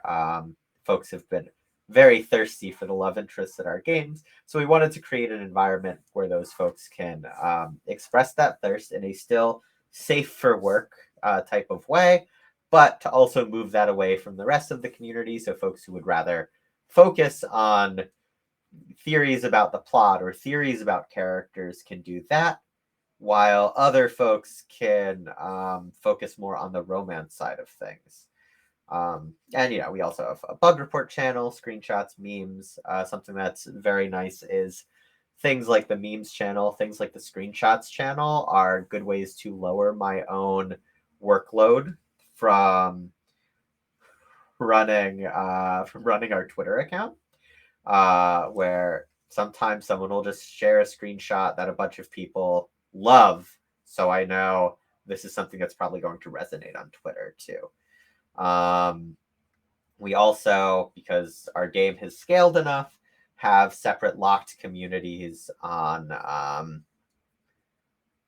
our Discord for alpha testers, which is accessible through a tier on our Patreon. And then we also have a channel for fan translations, because there's been a lot of interest around that. Top of that, I think it's important, you should bother your players when there's new stuff coming out, or if you need help with something. But then stop bothering for a while too. So like when Steam Next Fest was coming up, a large factor in how successful you are during Next Fest is how many active players your demo has in the week leading up to it, how many wish lists the game has in the week leading up to it. So we heavily leaned on our community during that time to just be like, hey, here's an objective, here's something we can all focus on. Let's get Slay the Princess as much attention as we can before this event, and then, stop. And then bother them again when you're giving a talk for Super Festival. Thanks everyone who came. Also, it's important to just kind of ground yourself with your community, express gratitude towards your players, and engage with them. They are one of the major reasons I assume most people are doing this, so it's important to stay focused on that. Anyways, that's the presentation. I've got some time to do a quick Q&A. I've got my eyes on the Twitch chat, so if folks want to ask questions, ask away. We've got like 25 minutes for questions. Thank you for all the heart emojis.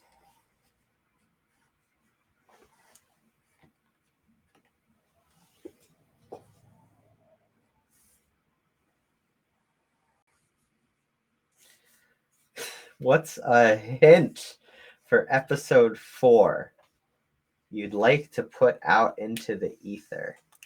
Abby, do you have thoughts on that? Have you been listening to me talk?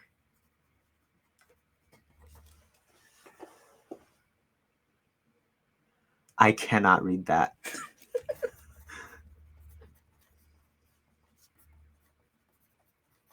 Yeah, all right. Abby chicken scratched the words Creature feature. Creature feature. Any tips for finding and marketing towards your core audience? You have all done great at doing that so far. So I do feel like we almost cheated with our games in that Abby already had a sizable core audience when we. I'll twist this camera so she can. Oh no. Yeah, be visible. I'm in crunch mode. Please don't look at me. We had an audience to start with.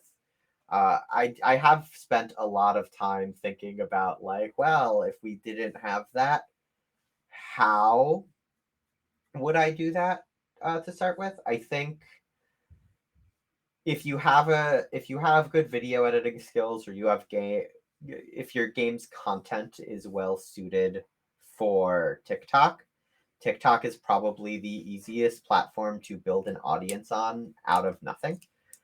Mostly because of the way everyone says hi, Abby, in chat. Mostly because the way the TikTok algorithm works is different than other social media platforms in that rather than leaning fully on followers you already have, TikTok is like, we will show this video to 10 people. And if it gets enough engagement from those 10 people, we will show it to 100 people. And if it gets enough engagement with those 100 people, we'll show it to 1,000 people. So if you have content that's really, really sharp for that, you can get a lot of attention out of nothing. And you can also give it a little boost through paid promotions. I've run ads on all sorts of social media platforms, and I will say TikTok ads have certainly had the best return on any of them. But like Scarlet Hollow's content just was not resonating with TikTok. And Slay the Princess was, I think, in part because it was narrated. By Jonathan Sims. Yes, by Jonathan Sims, Yeah. who has a very popular fandom on TikTok specifically, apparently. But I do think just the voiceovers in general are helpful for that content performing well. Whereas like Scarlet Hollow is a 16:9 visual novel, so it doesn't work well in that vertical format, especially if like someone would have to read text. I think in general, it's a good idea when you're starting out to try. Oh my God. Hi, Nicole. Yeah, Nicole. Wonderful voice acting. The reason our TikTok is doing so well. Yeah. You could hire voice actors for marketing purposes, potentially. Yeah, give voice actors money. Yeah, give voice actors money. Anyways, but I think there is also a question of when you're starting out, try a bunch of different platforms, because you may resonate in one place and not resonate in another. So like our Twitter is a really, really high engagement Twitter account. So that's a place where we put a lot of energy into. Like, God, I mean, our studio Twitter has like 1/10 of the follower count as Abby's personal account, and it gets more engagement for tweets about our games. So yeah, try a bunch of things. Try Reddit. Definitely try platforms where you spend a lot of time yourself, because you probably have more of an intuitive vibe of how to engage with that platform. And most importantly, whenever you're sharing stuff somewhere, have a way to capture those people in the long term, be that getting them to follow you on that account, be that pushing them to wishlist, be that pushing them to a Discord, pushing them to other platforms. Like, you want to be seen, and you want to give people a reason to continue to engage with you, and you want it to be easy for them to continue to engage with you. Let's see, what other questions do we have? Slime Hunter asks, is there any way to redo your community outreach or any tips for expanding audience after a lackluster launch? You can always relaunch. We actually did this with Scarlet Hollow, where I come from like a more traditional marketing background. Prior to this, I was working for the Boston Globe in audience acquisition. So when we first launched Scarlet Hollow, the extent of game marketing I was aware of were things like, I liked Life is Strange. They did an episodic thing where episode 1 was free on Steam. Maybe that'll work for us. Without knowing a damn thing about wish lists or the algorithm or anything like that. And originally our plan was, episode 1 is free, and then we'll sell the other episodes as DLC or whatever. And I kind of, as I learned more about game marketing, once we actually had a game that was out, decided this strategy is actually bad for a bunch of reasons. What if we just relaunch and call it early access, and we just update the game as new episodes came out? And thankfully, like, there were a couple other games that had similar ideas right before us that pulled it off. The one that I've looked at a lot while thinking about like our release strategy is Tiny Bunny, which is a very popular Russian horror visual novel. I think there's a lot of overlap between that audience and Scarlet Hollow's audience, and they did the free prologue into an early access launch, and really pulled that one off. So you can always relaunch in some way. You can either do that by releasing new content. You can, if your store page feels messed up enough and you feel like you would be able to do a better job moving forward, you can probably relaunch your store page too. Like, geez, one of the game marketing discords I'm on, there's people who have been doing this whole strategy of like, okay, I start with a demo, and I use that demo to send people to a free prologue page. So that prologue page, which isn't out yet, gets enough wish lists to go into popular upcoming. So then I get rid of my demo. I launch the prologue page. I get a bunch of players on that, and I push them all to my new page, which is where the game will eventually go into early access on. And then, as Steam Next Fest approaches, I make a demo on the new page, which will be paid, get rid of the prologue, and then run from there. And like, that's worked for some people. So I don't think there's an issue with relaunching. I do think there are also questions about like how lackluster is a lackluster launch. Because there can be different reasons that a launch is lackluster, right? Like, it could be you didn't have the right screenshots, you didn't have the right trailer, you didn't have the right marketing language, you know what you're doing now, so a relaunch can be successful. It could also mean that the audience for a given title just isn't there. So it's important to just like honestly ask yourselves those questions. Ask yourself, what would you do differently? And, decide, is it worth giving another shot? What do we got next? What surprised you most in marketing the game? Any community actions, challenges you didn't expect, pleasant surprises, anything like that? I think things never turn out exactly how you expect them to be to turn out.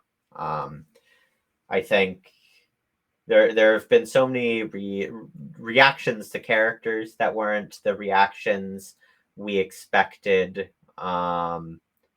Reactions to decisions that weren't the reactions we expected.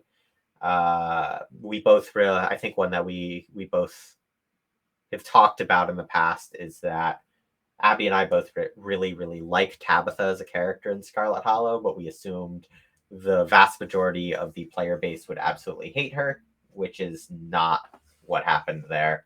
Likewise, we both wrote shambling Rotman Wayne into the story as a potential romantic interest since day one. Did not expect that would fly with a sizable chunk of the community and that there would be so much positive reception around that. I think there is something valuable in not overthinking things too much and just kind of seeing what happens and leaning into it one way or another.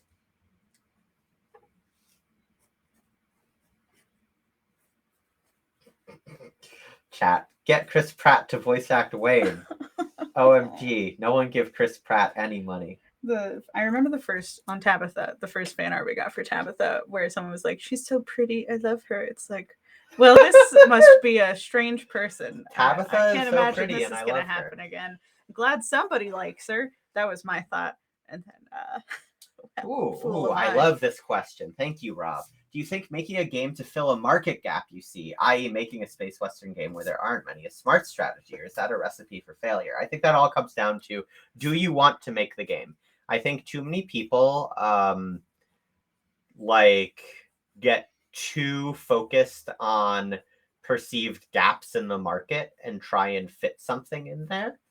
And that the inauthenticity that comes from that decision is something that sinks a lot of projects. And that doesn't mean, like when I say inauthenticity there, that it's like the developers don't deeply care about what they're doing, but it's like, it's important to make something that you understand, and it's important to make something that like you personally care about. And that also, like, if you're following, I suppose this is a question more about gaps in the market than market trends. But I'm going to talk about market trends for a second because I have another 15 minutes to fill. This applies to most things in life. If you start doing something now because it's popular or it seems like an easy way to make money, odds are by the time you get your thing out there, the market is going to be flooded and it will be very hard to stand out, especially if you're making what you're making for those market-driven reasons rather than you like the game a lot and you care about it. Things that immediately come to mind, not in games. If everybody thinks going to law school is a surefire way to be set for the rest of their life, too many people are going to go to law school than there are lawyer jobs. And that's no longer going to be the case. If suddenly the common knowledge is every programmer makes so much money, it's so easy to get a job as a programmer, it's going to become harder to do that. Likewise, you can extend this to pretty much any genre on Steam where it's like something like Slay the Spire comes in and completely innovates roguelike deck builders. And there's other good things that have come along since Slay the Spire. Inscription, absolutely incredible. But then it's like you're getting to the point where it's like a roguelike deck builder by itself is no longer a novelty. So if you're not making one because you're passionate about the genre, then you're not going to have a way to stand out, which is going to suck when the market gets oversaturated. As someone with two popular projects, what would you say the major differences were between promoting Slay the Princess to your existing Scarlet Hollow fandom versus people who hadn't heard of it? I mean, the existing Scarlet Hollow fandom, I think the biggest challenge there was, and this wasn't too bad for us because I feel like we've done a pretty solid job being transparent and actively communicating with the community.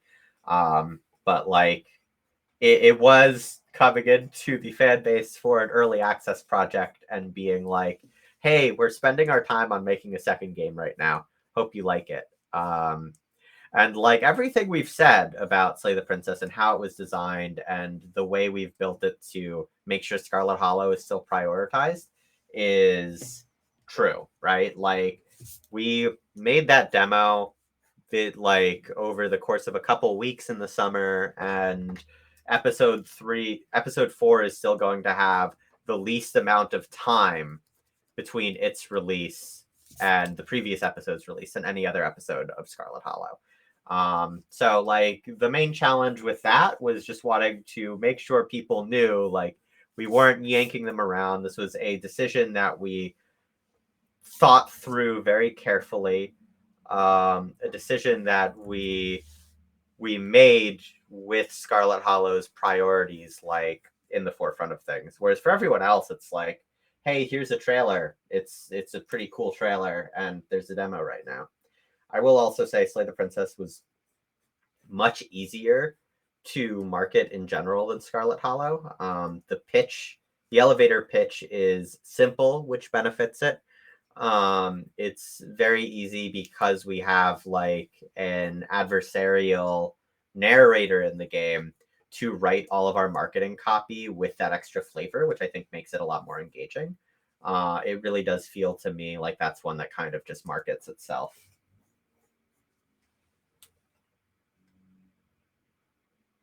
Next up. We got like 5 more minutes.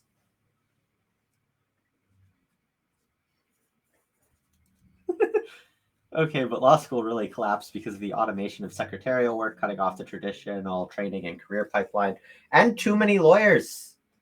At least in the US, more and more lawyers every year. You're gonna run out of jobs.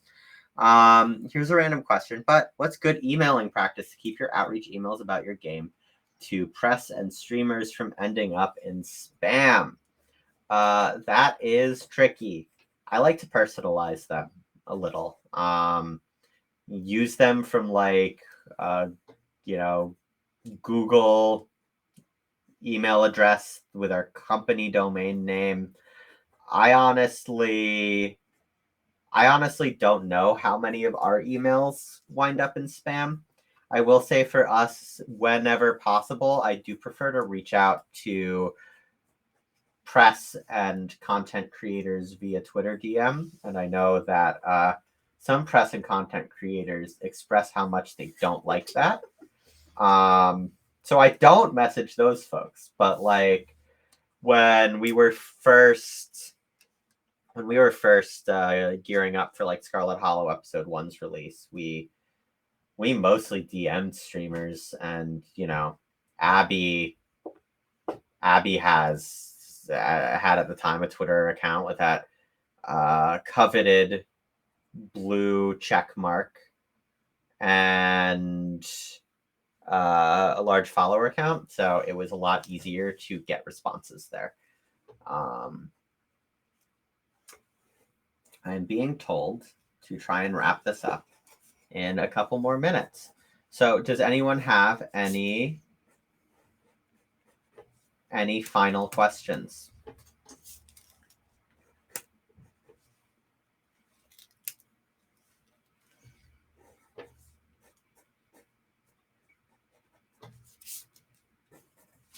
You're welcome. Yeah, happy to be here. We've lived in Toronto for over a year now, so it's nice to do something that's at least touching the Toronto game scene. Oh, we have a question from Discord.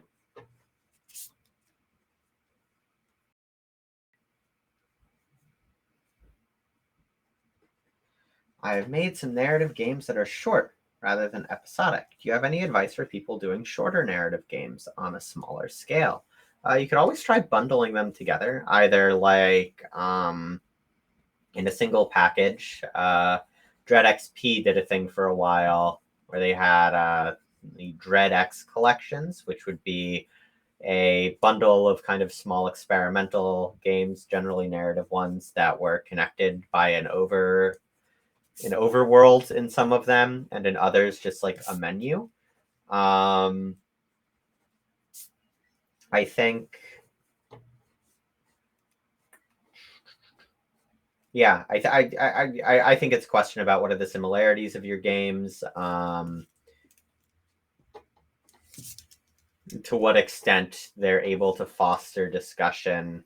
I mean, I would say like something that's been very valuable for us is being able to use one of our games to market another game and vice versa. So that's another thing to keep in mind. Just like you have all these store pages with their own followers, make sure they're all pushing people somewhere, be that following you on social, be that joining a Discord server, and that the best time to get someone to buy new content from you is when they have just finished a piece of content, assuming that, it's good, but they probably finished it because it was good and they liked it enough to play it all the way through.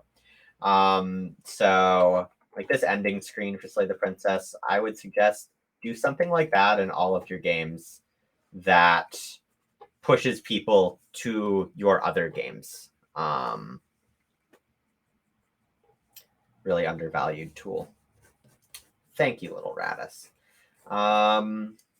Okay, Jordan, is that it?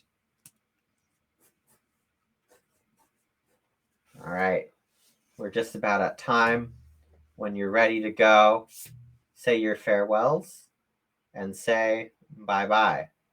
All right, everyone. I should probably get back to crunch mode. But thank you, everyone, for stopping by, asking questions.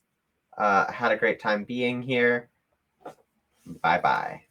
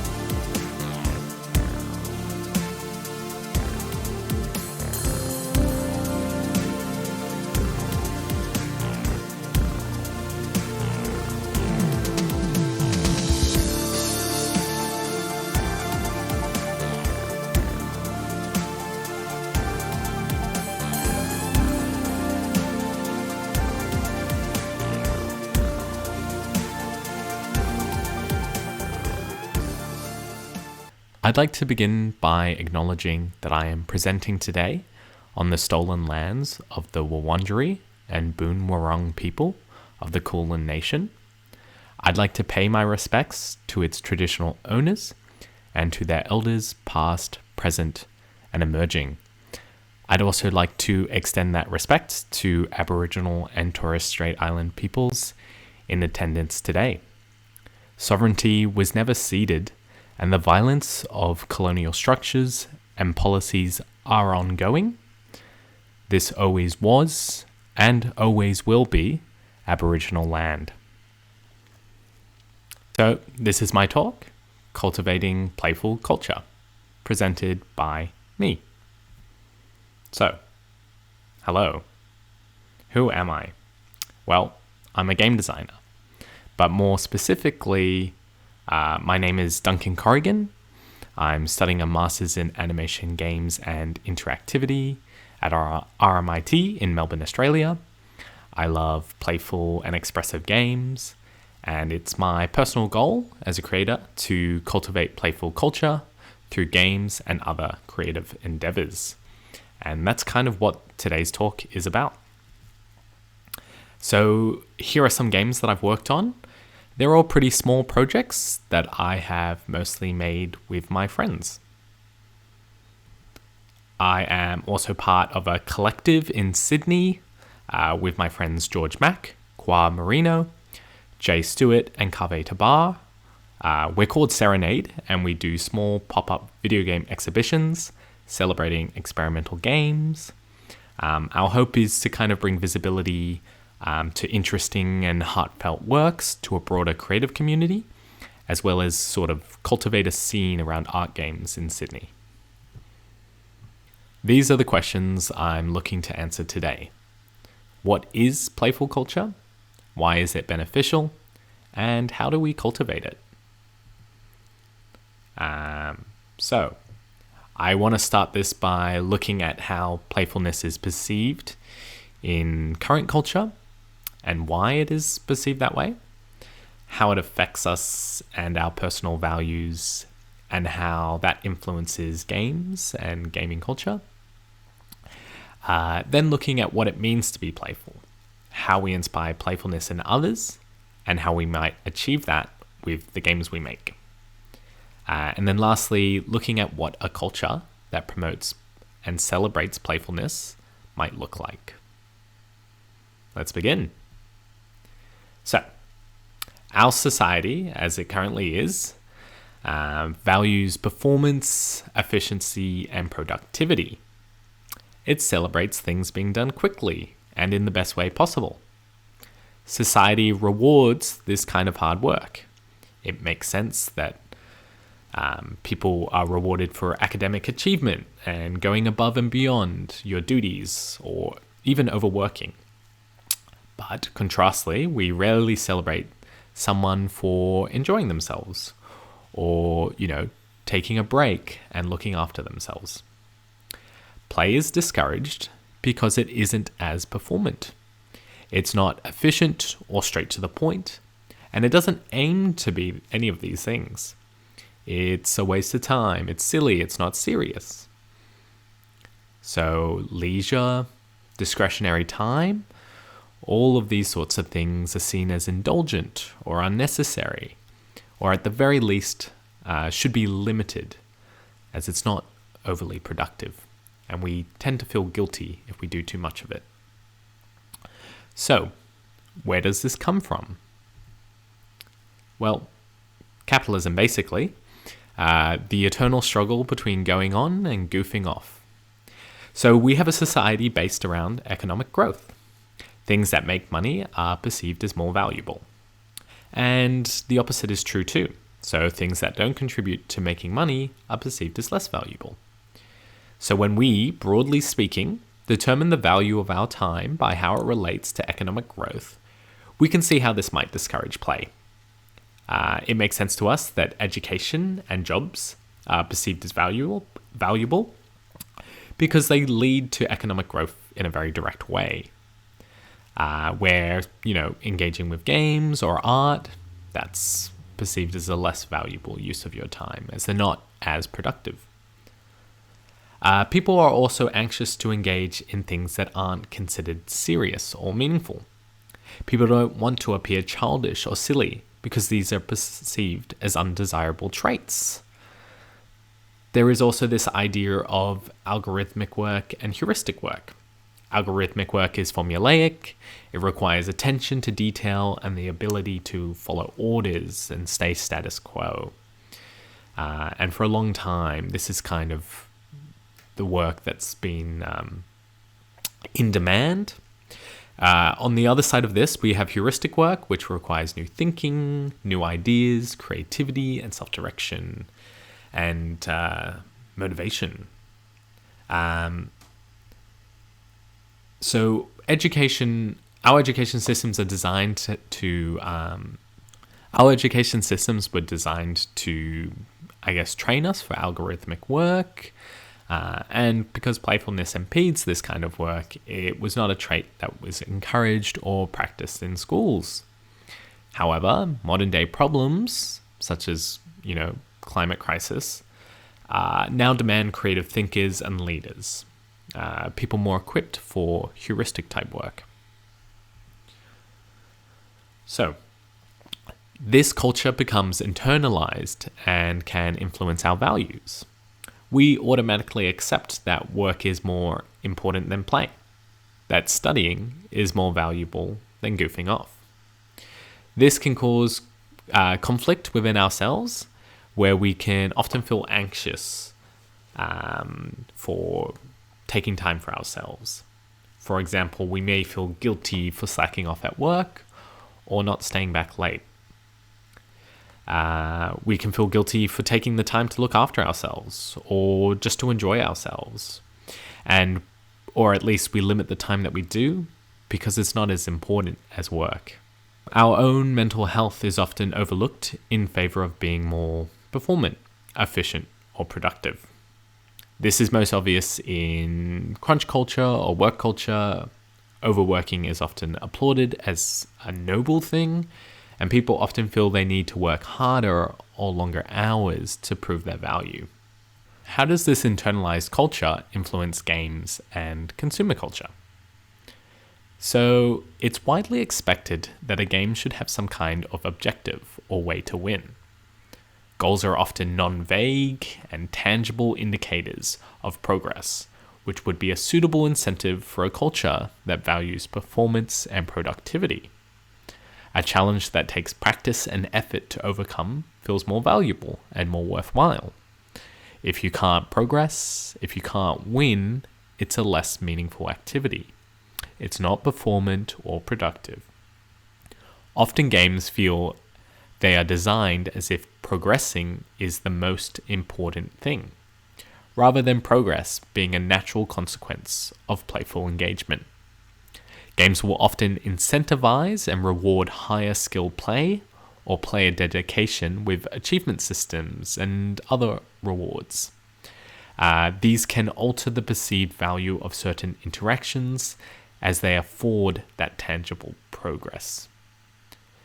Games are often considered by many as low-class culture, as unproductive and childish. Games are not a valuable use of time in a society interested in economic growth. Even within the community of people who play games, certain games are seen as lesser. Games that are meandering and toy-like, that can't be beaten or have no serious tones with mature narrative themes. And there is an insecurity generated by this conflict of having a hobby that is perceived as a waste of time by society. I think over time, gaming culture and the games industry's collective attempt to justify this hobby has led to a homogenization. Games that try to fall in line with our culture's values. This applies more so to AAA, sort of mainstream games. Lastly, we can see this influence on the perceived value of games, like how much people are willing to spend on the game, or specifically how little. But games with large maps that tout hundreds of hours of things to do, that have high fidelity visuals, They're often seen as more valuable. By strict measurement, these things are bigger and have more in them, and thus represent better value for your dollar. Here we come to my definition of playfulness. So, making the most of a situation with volition and autonomy. So this is free of any extrinsic motivation. You are simply driven by the autonomous urge to engage, to make the moment the best it can be, to find new ideas and opportunities. And I believe this is a natural human trait. If we think of, if we look at young children, especially babies, and how easily they play or engage with the world around them. They are not anxious, they have unprompted enthusiasm to play. And so, I mean, this is a talk about video games, but where we play is certainly not limited to games. In fact, not everyone likes games, and that's okay. It's important to find what you like and find your own rituals of play. Even within games, there are many other reasons to play games beyond engaging playfully. As an example, you can use them as a way to de-stress and relax at the end of the day, which is also, important. So a big part of the definition is this idea of volition, because it's about doing what you enjoy. These are discretionary activities that you're engaged with because you like them, because you want to do them. So you can really be playful in any aspects of your life. You can be playful at work or have playful conversations. It's both internal and external. It's just about making the most of a situation. An example, you get full conversation where the point isn't strictly to get information across. You're also just kind of exploring that space and trying to make the other person laugh and that sort of thing. So, what does playful engagement look like? Here are some examples of my rituals of play. So, role-playing is not about making the best decision, but trying to empathize with another point of view and make actions based on this new perspective. It's more expressive and introspective, and not driven by a rigid set of values or goals. Improv, of course, it has no strict objective. It's a little bit more directionless, and the only output is what you put in. The only reason to engage with improv is out of the joy of making the most out of a scene to make people laugh. It's very playful. It's also very scary for people. Interesting. Dance as well has no particular agenda and no rules to follow. It's exceptionally expressive, and you move your body in ways that just feel satisfying and fun. Parkour, it's about re-examining spaces and gaining new perspectives for new opportunities of engagement. Also, just jumping on shit is really cool. I also wanted to address this idea that play is about breaking rules, like as a form of rebellion, but rebellion is sort of just another form of conformity because actions are based on rules. That is, that we strictly do the opposite of what we're told. A playful engagement is outside of the rules, perhaps informed by rules, but not driven by them. I would also like to speak to this idea of radical play. A lot of my thinking around play is inspired by the Metagaming Manifesto by Stephanie Bullock and Patrick Lemieux. A lot of their work revolves around the importance of acknowledging the radical plasticity of play to prevent games from falling into inflexible capitalistic templates. This is sort of the mass homogenization of play that we can see a bit in the AAA space. A narrowing of our definition of what it means to play, or what play even looks like, down to the common verbs of mechanics. To explain this a bit more, I'd like you to picture a cityscape. You've got your office buildings, car parks, roads, restaurants. Then you have playgrounds, ovals, and skate parks. These are designated play spaces. Left unchallenged, the scope of play and our common rituals of play within that city become defined by these spaces. The existence of designated play spaces lead to formalized notions of what play is. This formalization narrows the scope of play to what a city allows to exist, or deems profitable. Our rituals of play are reduced to common verbs, sliding on slides, swinging on swings.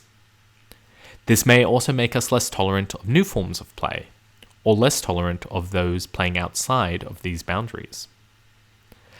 That's why it's important to acknowledge the truth of the matter, and that is that we can play in infinite ways in any part of the city.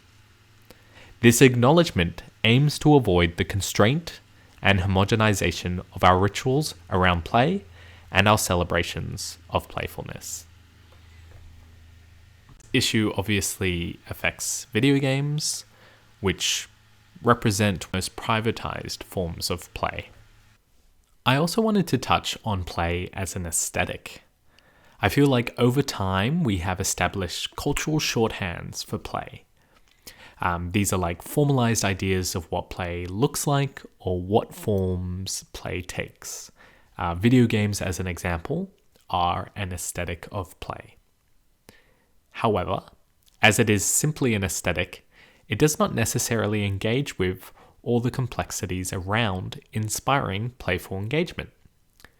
And I feel that this has contributed to a misunderstanding of what it means to play or be playful. A particularly egregious example of this would be your office work slide. It's an aesthetic we associate with play, that is, slides in playgrounds, but is functionally devoid of play in this context. A cynical attempt to trick employees into believing the space is playful. We think we can slap some pastel colors on something and it becomes playful. Actually, encouraging playful engagement is far more complex and goes well beyond these aesthetic qualities. So it is often a bit disheartening to see the aesthetic used as a crutch without really engaging with what it means to be playful. This is often the issue with a lot of gamification efforts, and likely the reason a lot of us developers find this term cringe.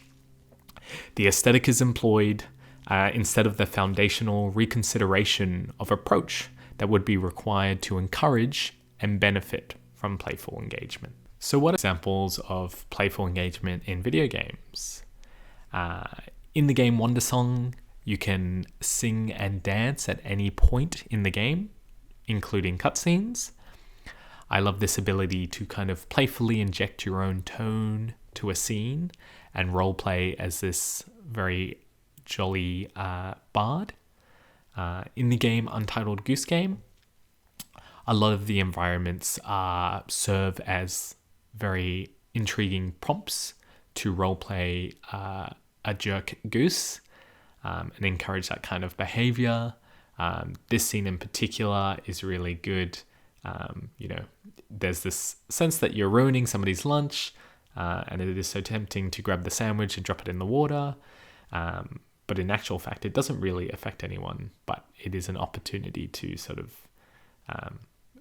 it serves as a source of inspiration to engage playfully. In the game Wayward Strand, you can choose an action to hang out in silence, giving opportunity for the other NPCs to speak or not. I think putting this function into the hands of players, to leave empty spaces invites expression and opportunities for players to find their own meaning and readings of those moments. And lastly, in Grace Bruxner's Presents The Haunted Island, a Frog Detective game, you have this little magnifying glass that you can hold up to, roleplay being a detective, and it will slightly magnify things. But it is not entirely necessary to solving the mystery, but it is a cute little funny way to roleplay being the detective. Okay. We've talked a little bit about what playfulness is. What are the actual benefits of it? Why do we care? Of course, I'll be disclosing this in rap form. Not really. Playfulness promotes creativity and open-mindedness, as its interest is exploring the boundaries of an experience to make the most of it, to see something from a range of perspectives and learn new things or gain new insight. People tend to be more compassionate and empathetic because they are used to engaging thoughtfully with a problem more than relying on an efficient or performative solution. It also cultivates autonomous learners who are engaged in their own learning and growth. These people are also self-directed and confident. So that all sounds pretty good to me, right? So, how do we inspire playfulness in others? I'm going to answer this by looking at what inspires me. First off, friends. Friends is huge. Their love and acceptance give me the courage and energy to play. Also, things that are surprising or charming. Novelty is a big thing for me, seeing something new and interesting. A good improv partner who is easy to play off. And mystery. I'll leave you all to figure that one out. Finally, self-expression. Having a platform to express myself uniquely. I'd also like to take a minute to give a shout out to all my friends who encourage and inspire me to be my best every day. I love you all dearly. Friends are great. Okay, looking at what inspires me to be playful, can we design a game that achieves all these things? Can a game be your friend? Can a game be surprising and charming? Can a game give you opportunities to express yourself? If we wanted to design a game that we responded to like a friend, how would we do that? Well, dogs are humans' best friend, right? And puppies are super playful. So if games were just more like puppies, what would that look like? Maybe like this? Or if you prefer cats, maybe something like this. Just like a friend, a game can be supportive and loving. Being in support of your integrity and building trust by being consistent and honest with its systems and spaces. It's about trusting a game to not discourage or punish your approach to a particular situation or problem. Also trusting that rules are consistent and spaces are honest. That when you try a thing you think should work, it does. When this trust is established, players feel empowered to express themselves and engage more deeply. The game is also engaged with you. It gives you the sense that it is aware of you and the different ways you'd want to express yourself. It feels more like a relationship because it responds to your actions and it anticipates how you might respond to it. It also doesn't have expectations of you. We should approach game design with the mentality that progress is not the point, and that getting the player from point A to point B is not strictly important, but instead a likely consequence of playful engagement. This puts a larger focus on the moment-to-moment engagement. So it's good to have characters that inspire motion and roleplay. Mario inspires positivity and can-do attitude. This inspires you to roleplay this energetic character and jump around. I have a note here that just says, Wahoo! I have another note here that just says, Wahi. Okay, surprising and charming games. Creating games with novelty. Games that are cute, charming, stylish, mysterious, whatever it is that incites emotions and makes you enthusiastic. For me, I obviously lean to more cute things, but it's really whatever excites you. I think of novelty as a good improv partner. If you think about it, it's really easy to play off very interesting prompts. Whereas if you're given a bad prompt that is stale, it's quite hard to make anything of it. In the same way, you're unlikely to respond playfully to something predictable and bland. Something that is novel and surprising is constantly offering great prompts and fresh inspiration that is easy to play off and invites and inspires that kind of playful engagement. Also, make your game striking. Striking audio-visual design can help evoke various feelings, adding a richness and charm to your games as well. Offer the player a stage, a space where they can express themselves. When empowered to express, this often leads to unique self-expression. Offer tools so the player may express themselves. This could be something simple. As an example, in the game Shovel Knight, you have this single pixel crouch, which has no gameplay function, but it allows people to express themselves. For instance, you might find people will bop up and down to the music, or if they're waiting for an elevator, they may bop up and down to express that they are impatient. These things offer more opportunities to be playful and realize you're being playful. It is quite powerful to see your playful engagement manifest, to see your unique brand of expression. Games afford this opportunity of introspection, to reflect on how and why you did a thing. For me, this is how I became aware of when I was being playful, and how that changed my attitude and approach to things, inside and outside of games. Okay, so to recap, build trust and relationship with the player. Treat progress like a consequence of playful engagement. Likeable characters that inspire roleplay or emotion. Good improv partner with charming and novel prompts. Provide a stage and tools for self-expression. And design for moments of introspection. Here are some examples where I have used these design approaches in my own games. In my game Life at 12:47 p.m., the game progresses automatically and is indifferent to how the player chooses to interact with it. There is not one right way to play, it's open for you to play around with any way you like. The mechanics also evolve over time, keeping the experience novel and surprising. I used crowd simulation, human voice, and striking visuals to create a charming environment that inspires players to engage. There are also themes of community and creativity that can be reflected on while in a state of playful engagement, giving rise to moments of introspection. This game is also part of Superfest this year, which is really exciting. But yeah, if it looks interesting to you, I hope you give it a go. As a second example, in my game Grasping, I created an alt controller that requires players to insert their arm into a mysterious device to control. This is like a surprising and novel interaction that I hope puts players in an attentive and playful mindset. This game also progresses regardless of the player's inputs, leaving them to express themselves however they wish. Moving each finger will also make a little chime, transforming the simple interface into a bit of an expressive little instrument too. Again, I've used evocative sound design, synthesized voiced and striking visual design to create something that looks really compelling. Okay, audience participation time!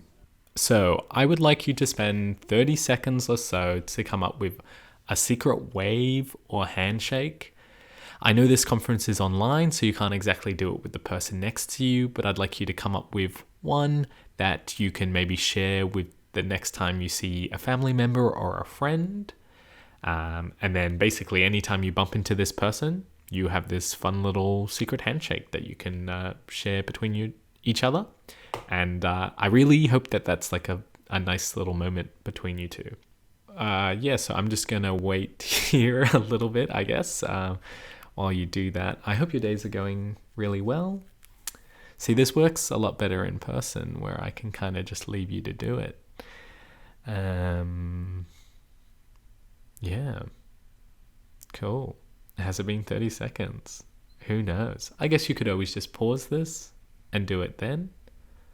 Let's say it's been 30 seconds. Thanks so much for participating. Thanks so much for coming up with that secret handshake. Okay, cool. Moving on. Practicing and celebrating playfulness cultivates playful culture. This is why it's beneficial for us to provide inspiration and spaces for people to be playful. like playful games or playful spaces, like Superfest, or giving playful talks. So, some eagle-eyed audiences out there may have noticed and decoded the secret message in this talk. Bum, bum, bum, bum, bum. That's right. This talk is constructed to inspire playfulness in itself. It's more than just the information being shared, but how it's shared that can make a big impact. Playful culture. Question your internalized culture and values. If you feel guilty or anxious about something, question why. Celebrate your playful side. Celebrate the playfulness in those around you. Inspire and encourage your friends or the culture around you to be more playful. You can apply thinking in more spaces, as an example, at your job or in your studies. And practice makes perfect. The more we practice, the easier it is to engage playfully. That's why creating spaces for people to be playful is so beneficial. Playfulness can become a more default response that requires less of a prompt. So a more playful culture means more playful people that are autonomous learners, they're open-minded and compassionate, confident and creative. It means more playful spaces that cultivate creativity, positivity, inclusivity, and collaboration. And it leads to a more playful society that is less judgmental and less anxious. Thank you so much. I'm not there today to answer any questions, but you can follow me on Twitter at Duncan Corrigan, and you please feel free to send me any messages or questions that you might have. You can also follow Serenade at Serenade Games to see when our next exhibition will be. Thank you.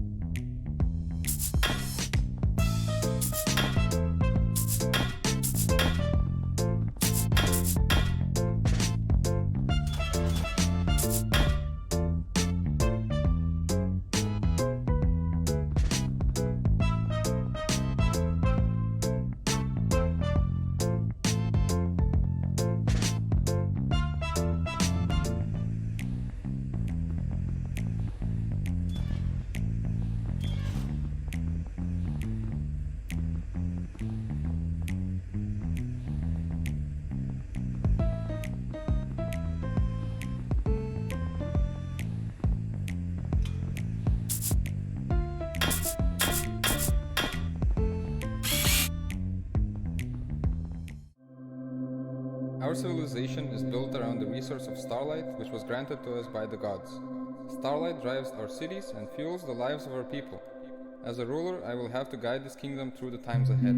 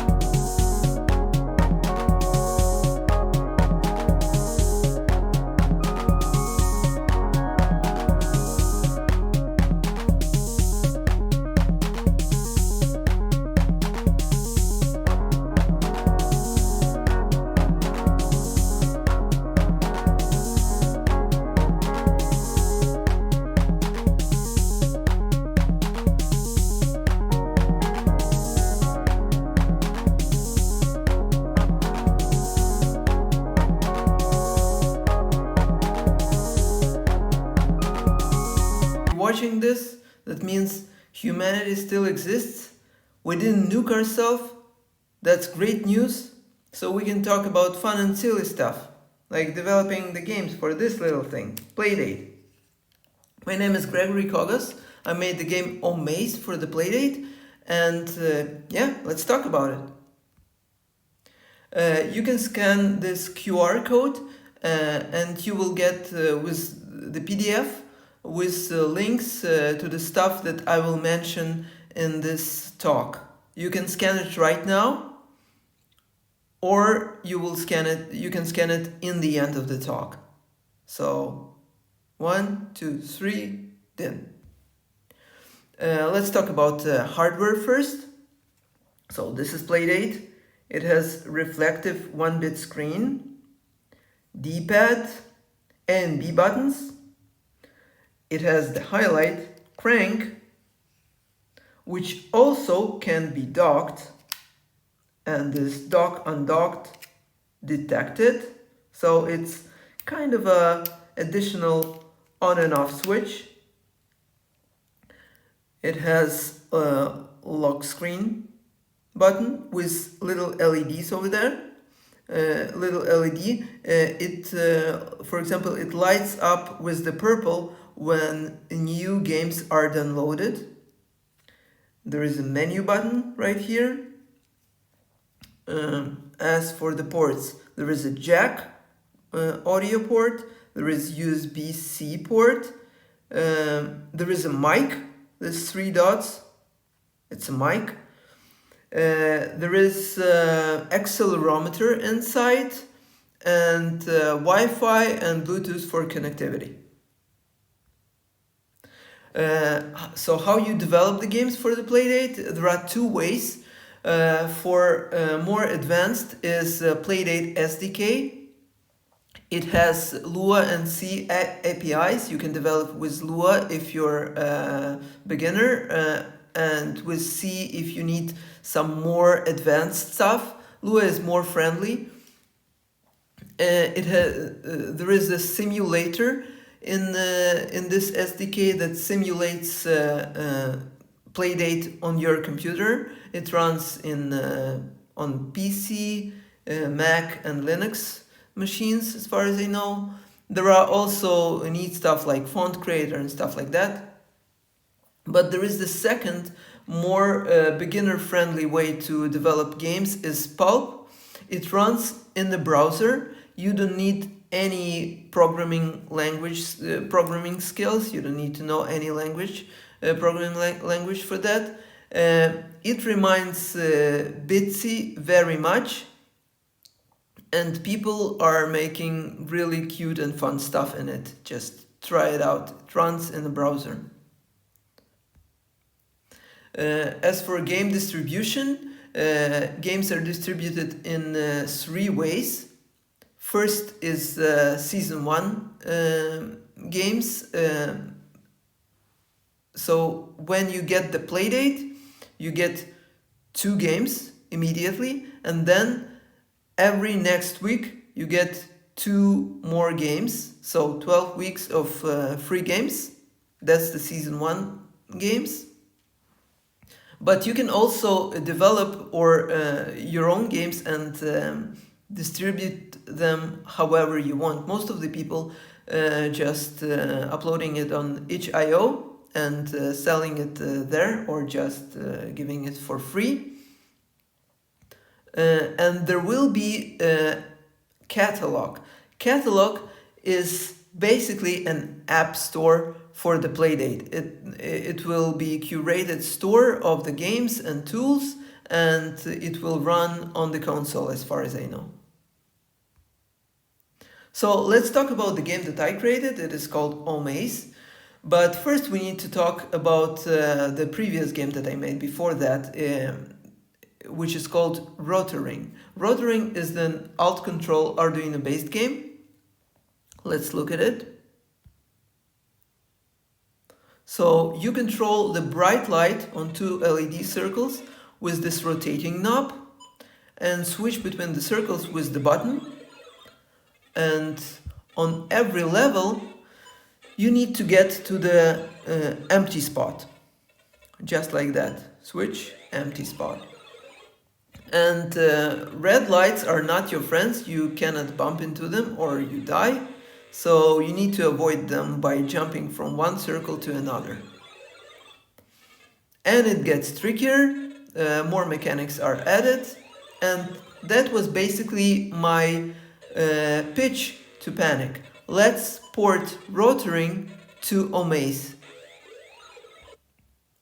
So my first try of porting Rotoring to Playdate is this thing.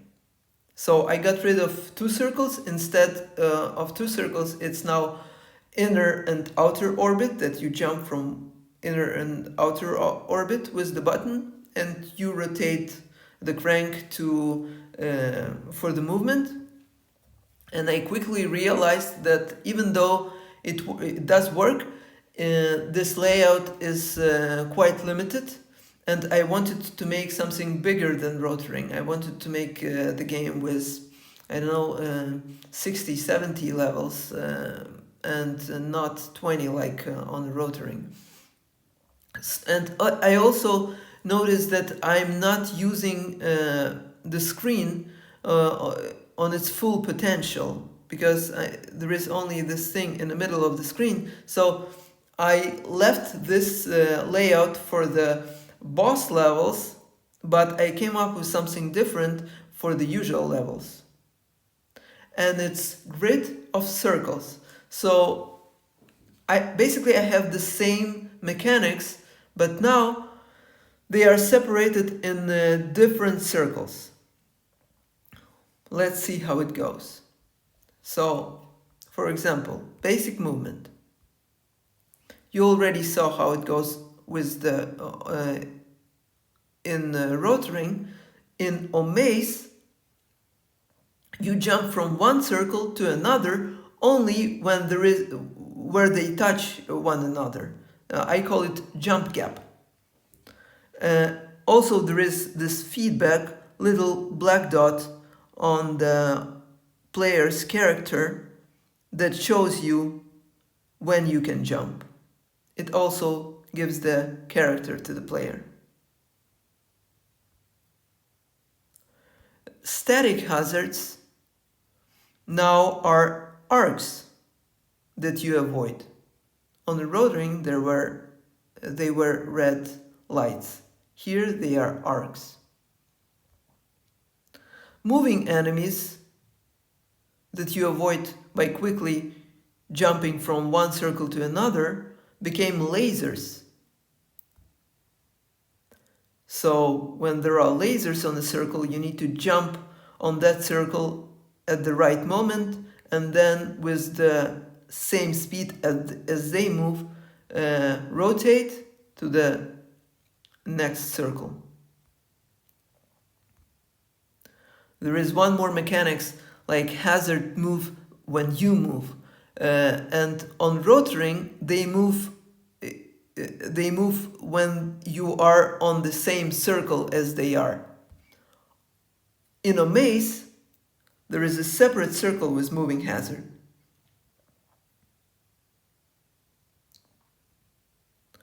There is also one more button on Omaze, on Playdate.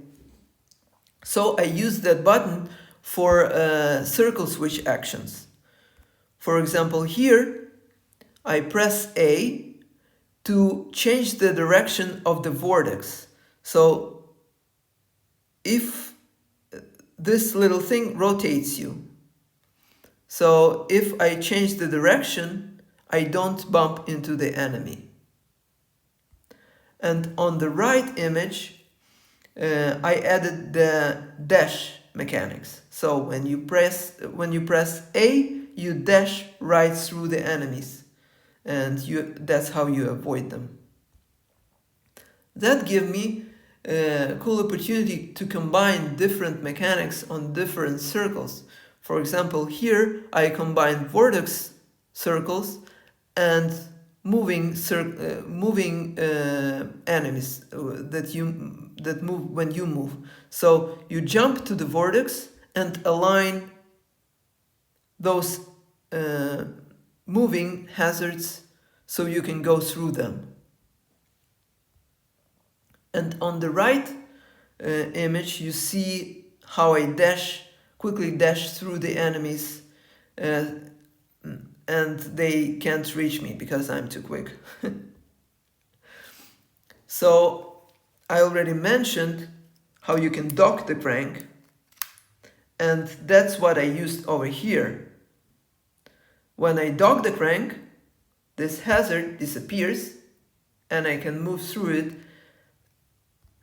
And I created the levels that you can play only with A and B buttons with the crank docked. So here I dash, change rotation, change rotation, change rotation, switch. So to realize how deep I go, this is one of the latest level in Omaze. In every circle there is something. I won't show you how it's done, I go through this level, but you get the idea. So let's talk a little bit about the Omaze art. You probably already noticed it is very minimalistic and economic. That's because the Playdate screen is very small, and I wanted to be all the mechanics to be very clear. So I was inspired not only by the games, but also for with the different designs. Here you can see Mari Mako design and design of the Teenage Engineering OP1 synthesizer. And all the art in the Playdate is generative. That means that I generated with code. There are no sprites in Omaze. Same goes for the sound. It is all generated with the built-in synthesizer, and I even made a sound tool for myself where I can check how this synthesizer will sound directly on the Playdate on its mono speaker. You can download the sound tool in the PDF that I gave you. Because everything is generated with code, and actually Omaze code is just one big Lua file, which is 450 lines long. Omaze is 60 kilobytes. Its size is less than 60 kilobytes, and this is something that I created for myself, this challenge to create only everything in one file, everything generate only with code. It is something fun that I created for myself, and I recommend it for everyone else. Find the ways not only to make your game fun, but to make the process of development of the game also fun, because when you are a solo developer, it is very important to keep things fresh. Otherwise you might get stuck and you won't finish your project. It happened to me so many times. So that's my formula, to create something fun for the development process as well, not only for the game.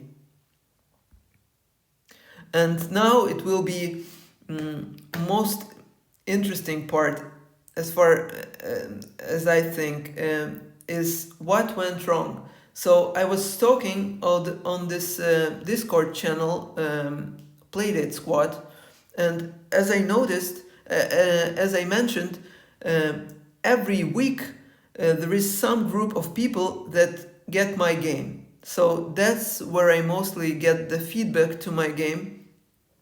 Also, I was checking different Let's Plays and YouTube videos YouTube videos of the gameplay.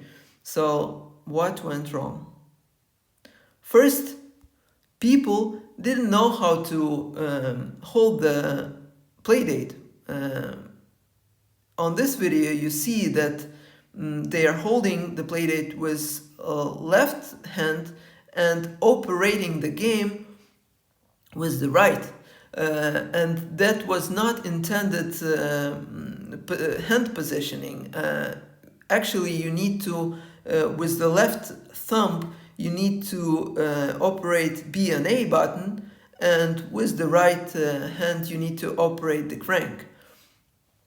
And most of the people switch as soon as they bump into more into harder levels.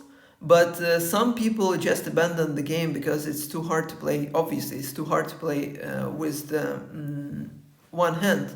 And it reminds me the problem that there was with N64 controller, where most of the people didn't hold it the right way, as you can see on this image. I think the right solution for that is to educate people and to show, maybe I will show little illustration of how it is recommended to hold the playdate for my game. One more widespread problem is, I will read here. I like how the controls in Amaze make sense, but still throw me off. It's just clockwise and counterclockwise, but damn, I keep rolling in the opposite way that I want. And this is because people usually think in terms of left, right, up, down directions, but not clockwise and counterclockwise. So the solution to that is getting the hang of it, though. So people just used to that, but they get their brain rewired for this game. But I also help them.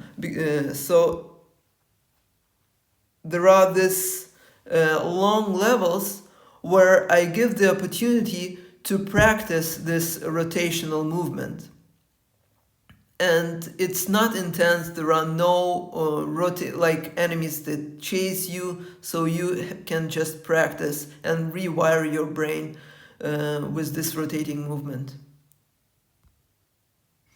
So there are other games that were having the same problems, and they actually there are some ways that you can tackle that, like absolute and relative crank position. So take a look on the right slide. In this game, you can switch between relative and absolute switch. So here I switch to the relative, and you can see how the crank's position does not match the player's position. But when I switch to absolute, you will see that the crank position matches the player's position, and it happened to be more intuitive. So absolute and relative crank position, play with that. Also, if we're talking about crank orientation, what I find more intuitive is to create different use of the crank. So this is the prototype that I'm working on, and you see with the crank I control this little stripe on the back on the side of the screen, and it proved to be more intuitive. Let's talk a little bit about the UI. So I already showed you that there is this menu button over here, and that's how you access the menu, right? Oops. So in every game, you are able to add extra custom menu items that will appear there specifically in your game. Up to 3. You can create up to 3 custom menu items. And my recommendation and my takeaway is to be very, very precise with the naming of those menu items. Be very specific and very clear, because what problem I did have is that I added this progress menu item, and my thinking was when you check it, it shows your progress on this level pack. So you see those dots, they showed you progress on the level packs, and now they disappeared because we unchecked them.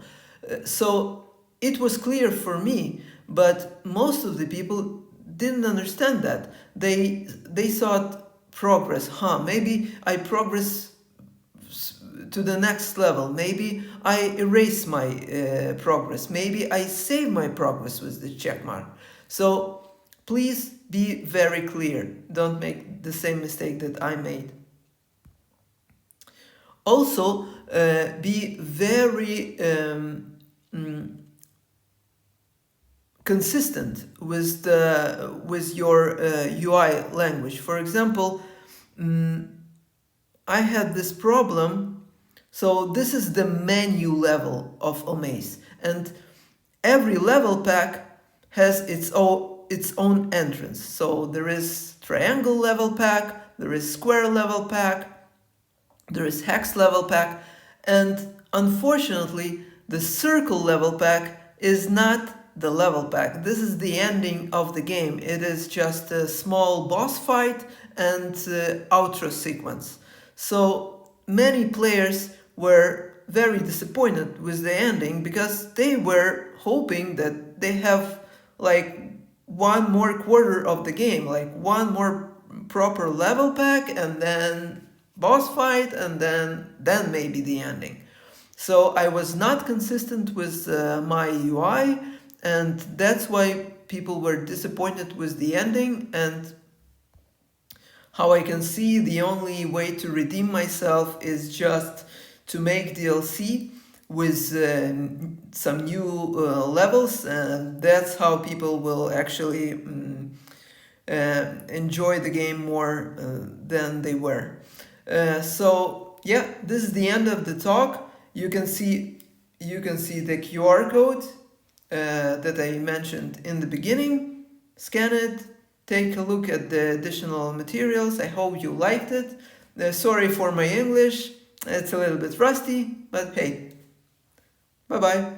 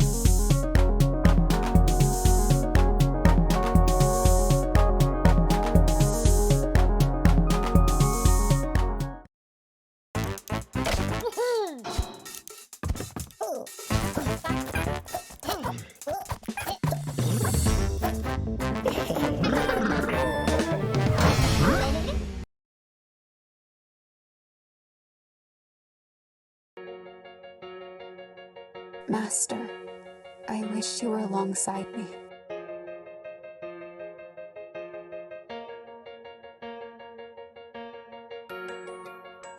If it were my choice, I wouldn't leave the mental welfare of the young master to a stranger.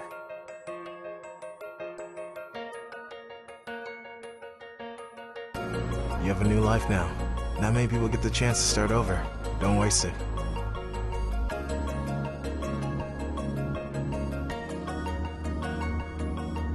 You don't know what it's like to change forms against your will.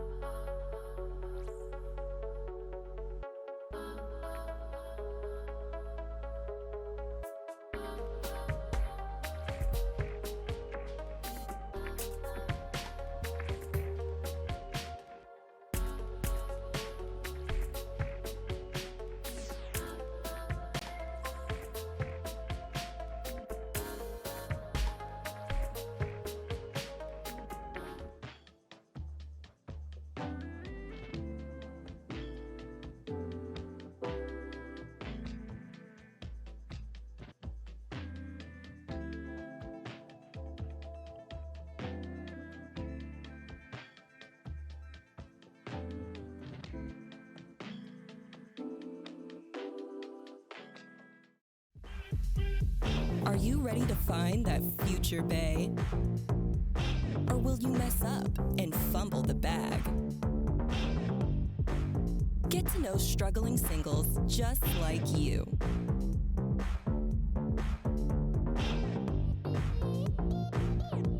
Our first 4 players, playable characters, are ready to meet their match.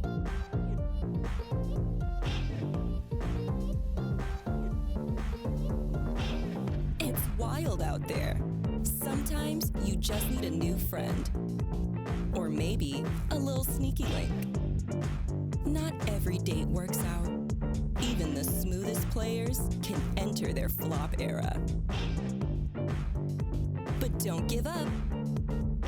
Every fail is just a chance to start a new fling. So get your game face on and don't forget deodorant.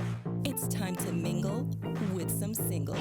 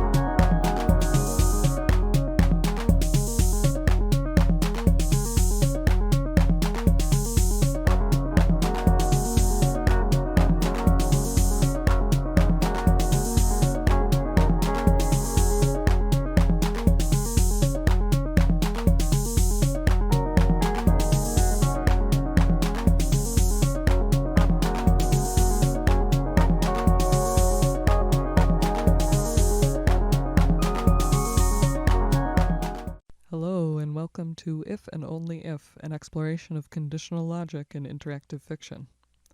As a quick introduction, I'm Grim Bakaris, and I'm a writer, game developer, and narrative designer. I've been making games since 2016, and I've worked on over 30 games both independently and for clients as a freelancer. One of my ongoing projects is the Twine Grimoire, a series of free digital resources for users of Twine, an open-source tool for telling interactive, nonlinear stories. I've been making tutorials and answering questions for fellow game devs since 2019, and I'm always learning a lot and finding new things to experiment with in Twine.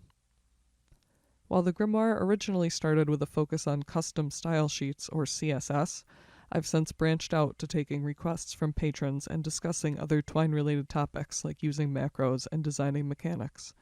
Parts of the following talk are adapted from forthcoming volumes of the Grimoire. Many moons ago, I was in college taking an introductory course on logic for a math credit. I was, and remain, bad at math, but I figured I wouldn't have to encounter any numbers this way. The monkey's paw twitched to life. After struggling through some complex propositional proofs and some painful exams, I did end up passing the class, but it certainly reinforced my deep primal distrust of math. Then I started making games, and things clicked. Variables and conditionals were the most accessible building blocks of that course, so I ended up having some helpful background knowledge when I decided that I wanted to make my games more complex using things like state tracking and multiple endings and inventory systems, all of which require variables and conditional logic. I've ended up using and developing these skills in almost every single one of the games I've worked on ever since. Conditional logic can be a significant part of game design, and it's useful for anyone interested in interactive narratives to have an idea of how it functions. This talk will explore how developers and players interface with conditional logic through multiple lenses. We're going to focus on technical application in Twine, but we'll also be touching on how to recognize conditional logic, the intersection of math and game design, and how conditionals can influence the player. You might be familiar with the concept of a variable in a mathematical context, like in algebra or trig class where x equals something you have to solve for. For our purposes, we don't have to solve for x.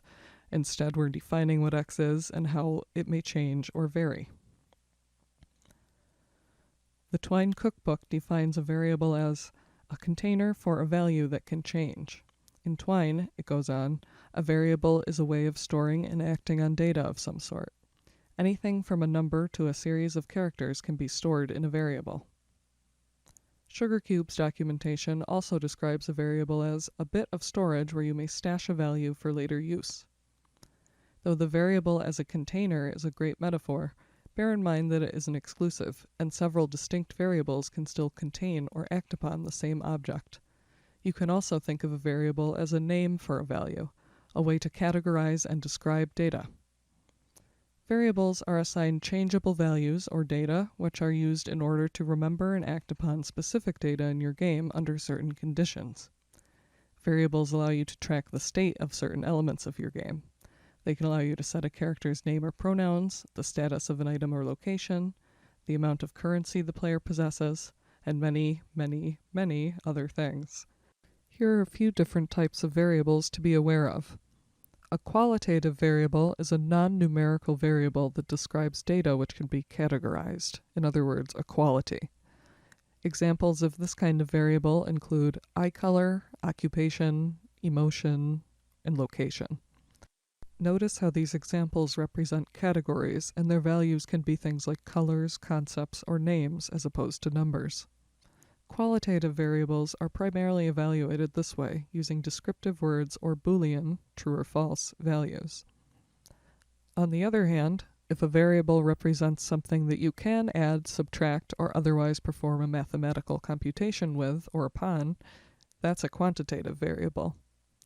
Quantitative variable examples include currency, amounts of resources, things like hit points, MP, status bars, fractions, decimals, integers, percentages, and passage of time. Quantitative variables are represented with numerals and can include things that can be mathematically affected. Many qualitative variables are nominal, meaning that they don't imply a hierarchy of value, and they cannot be meaningfully put into an order. Qualitative nominal examples include name, gender, eye color, and hair color. Other than perhaps alphabetizing the values of any given set, you can't put variables like this into a coherent order of escalation or de-escalation. However, you could rethink some of the quantitative examples above using a simpler ordinal variable, which is a type of variable that implies or requires an order. Notice how in ordinal examples there's an observable order to the possible values, for instance from low to high or from poor to excellent. Even though some of these examples reference amounts, or things which could otherwise be interpreted as quantities, they're being expressed via qualities here. Sometimes, in order to analyze data, numbers are assigned to qualitative variables, but this doesn't transform them into quantitative variables. This kind of data analysis method is to streamline that process by having simple numbers represent different data points, allowing the data to be evaluated and studied. As an example, if you were creating a game mechanic corresponding to the 5 senses, you might assign each sense variable an arbitrary numeric label between 1 and 5 in order to categorize the data. For instance, 1 represents the quality touch, 2 is assigned to sight, and so on. Variables can be considered characteristics of a thing. Let's think about eyes. When differentiating types of variables, think of things like this. Eye color is a qualitative variable with values like green and blue, whereas number of people with green eyes is a quantitative variable with a corresponding numeral. Here are a few other types of variables. A Boolean variable can have 2 possible values representing the 2 truth values. In other words, such a variable can only be either true or false. You may recognize this type of variable if you are like me and liked cheating at The Sims 2. Per SugarCube's documentation, but this is true of Harlow's as well, story variables are a part of the story history and exist for the lifetime of a playthrough session. Once created, a story variable can be accessed anytime and in any passage. This makes them accessible globally. Story variables are most ubiquitously used in Twine and begin with the $sign sigil. Less frequently used, but still very useful when necessary, temporary variables live up to their name in that they do not become part of the story history and only exist for the lifetime of the moment or turn that they're created in. This means that they're accessed locally by the passage that they're created within. Temporary variables begin with an underscore as their sigil. Before we move on to how to evaluate these variables, let's discuss the criteria for evaluation. A condition is a state of being. A conditional statement requires a certain condition to take effect. That could be something like, if the variable jacket has the value equipped, then you set freezing to false, and your character is no longer freezing to death. This makes the environment more evident to the player, defining it with these values and communicating consequences with conditionals. In any case, conditional logic depends on the evaluation of conditions and their effects on certain processes. A condition describes the state of something. For instance, the state of an item can be held or not held by the player. If the key has the value of held, it becomes possible to initiate the process of opening the door. In order to begin this process, in Twine at least, Twine has to start by evaluating whether or not the key is held. We'll explore how to do that more later. In a mathematical context, conditionals are also called if-then statements and symbolized by a P arrow Q, which is read as if P, then Q. We don't need to do a whole proof or truth table to make logic work in Twine, thankfully, but to make more sense out of this, if you were to apply this to the key/door mechanic, you could think of it this way. P is the required condition for Q, so we've established that key is the required condition to open the door. So P equals key being held, and Q equals door being open. So if the key is held, then the door will open. Interpreting conditionals verbally sometimes helps us straighten out the logic behind them. Here's a few other examples. If the tarnished key is in the player's inventory, then they can enter the library. If you don't eat, then you'll starve. If you have 10 gold coins and a sword, then you can buy a scabbard. If you run out of oxygen, then you'll start rapidly losing HP. Regardless of the engine they're made in or the budget behind them, a lot of games often contain some form of conditional logic. Here are a few examples from other games. In Baten Kitehouse, Eternal Wings in the Lost Ocean, there is a mechanic that involves aging your Magnus, which are items in your inventory, essentially. So through hours of real-life playtime, they may age into other things. Fruit will rot, I believe grain can age into beer, other things like that. And in this particular case, the shampoo Magnus will become splendid hair after 336 real-life hours logged on the game. It just shows you this interesting vibe of what to expect from this game. Like, there is that much to do and be done. There are these little hidden idiosyncrasies of, yeah, you have hair in your inventory so that it can unlock all the music in the game, and it slaps. Some other examples. Silent Hill 2, there's a puzzle where there's many puzzles where you essentially solve something and you get the key to progression immediately after solving or as a result of solving that puzzle. Silent Hill is also a series known for having multiple endings, some of which require an item to unlock or a specific event, others of which require you to play the game in a certain way or to, whether that means using certain items, visiting certain locations, or responding to other characters in a specific way. Many other games also have conditionally governed multiple endings, such as Ib and other RPG Maker classics like Witch's House, Off, Yume Nikki, and many more. In my own game, Devotionalia, there are several qualities being tracked relating to the rituals that you conduct in the role of the priest. There is only one deadly fail state in the game, which occurs if you try to sacrifice a sacred animal. This is another example of using conditional logic to define consequences and atmosphere. Before you start evaluating variables, first they need to be established. It is always highly recommended that you initialize your variables, but what does this actually mean? Initialization allows you to set default values for all of your variables so they display correctly throughout the game. When your game first runs, it needs to know what to do with its variables, what should be their default values. This is up to you to program in. All variables need a default state, whether or not it seems obvious. If you want the player to start with a certain amount of money or resources, that will be a default that has to be initialized. If you want the player to have a customizable name or appearance, defaults will need to be set, which can later be changed by the player. When you don't initialize your variables, you can run into all kinds of frustrating issues where your logic doesn't work, your variables don't behave as expected, and wires in general end up getting crossed with errors in your text, and characters or items or various other things knowing or holding or doing things that they shouldn't. I also recommend writing out a list or making a spreadsheet to help keep track of your game's variables, especially if there are a lot of them. Variables are evaluated using operators. The operators in this section are also all probably familiar to you from some kind of math class, but in this context they're being used comparatively as a facet of a game's internal logic. The main ones we have here are equals, greater than, less than, greater than or equal to, and less than or equal to. When using operators like greater than or equal to, and etc., you can also use abbreviations like GT, LT, GTE, and LTE rather than operating symbols if you choose to. You can also phrase equals as is. Note that when using GTE and LTE, the is operator is not necessary. The is indicates strict equivalence, not a comparative value like GT and its cohort, so these shouldn't really mix. We also have the standard mathematical operators like plus, minus, multiplication, division, and parentheses.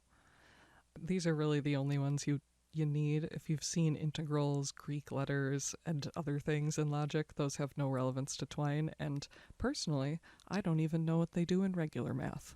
Sometimes you'll need to check multiple conditions at the same time. The Harlow Story Formats documentation notes that conditions can quickly become complicated. The best way to keep things straight, it recommends, is to use parentheses to group substatements and express order of operations. In some situations, you'll find it much more useful or efficient to evaluate two or more variables this way. For example, in order to solve a puzzle, the player may need to have multiple specific items in their inventory. The game will need to check the state of both. You can use the operators and or to join separate sub-expressions in the same conditional evaluation, which we'll look at shortly. When you're involving multiple conditions at once, make sure to think about what the statements actually mean in the whole evaluation. In a case involving and, All conditions must be true in order to return any text. If the player has fulfilled one condition but not the other, nothing will show here. You'll need to set up other conditionals and checks to account for other possibilities. Onto the technical application. This is where we jump into Twine. In Twine, variable names have to follow a specific format which ensures they'll be interpreted as variables and not as another kind of data. They're set apart from other data by a sigil. Variable names must have at least 2 characters, the sigil and a second character. The second character cannot be a numeral 0 through 9, but it can begin with any character from A to Z, upper lowercase, an underscore, or even another $sign. I recommend keeping your variable names brief and informative. Long variable names are annoying to type out repeatedly, and vague variable names will inevitably confuse you and lead to bugs. I know this from experience. Different story formats in Twine use different syntax. In the Sugar Cube story format, macros occur within 2 sets of greater or less than symbols. The set macro begins with the word set, followed by the variable name, followed by an operator, followed by a value. Twine will now recognize that item as being held when you write it out that way.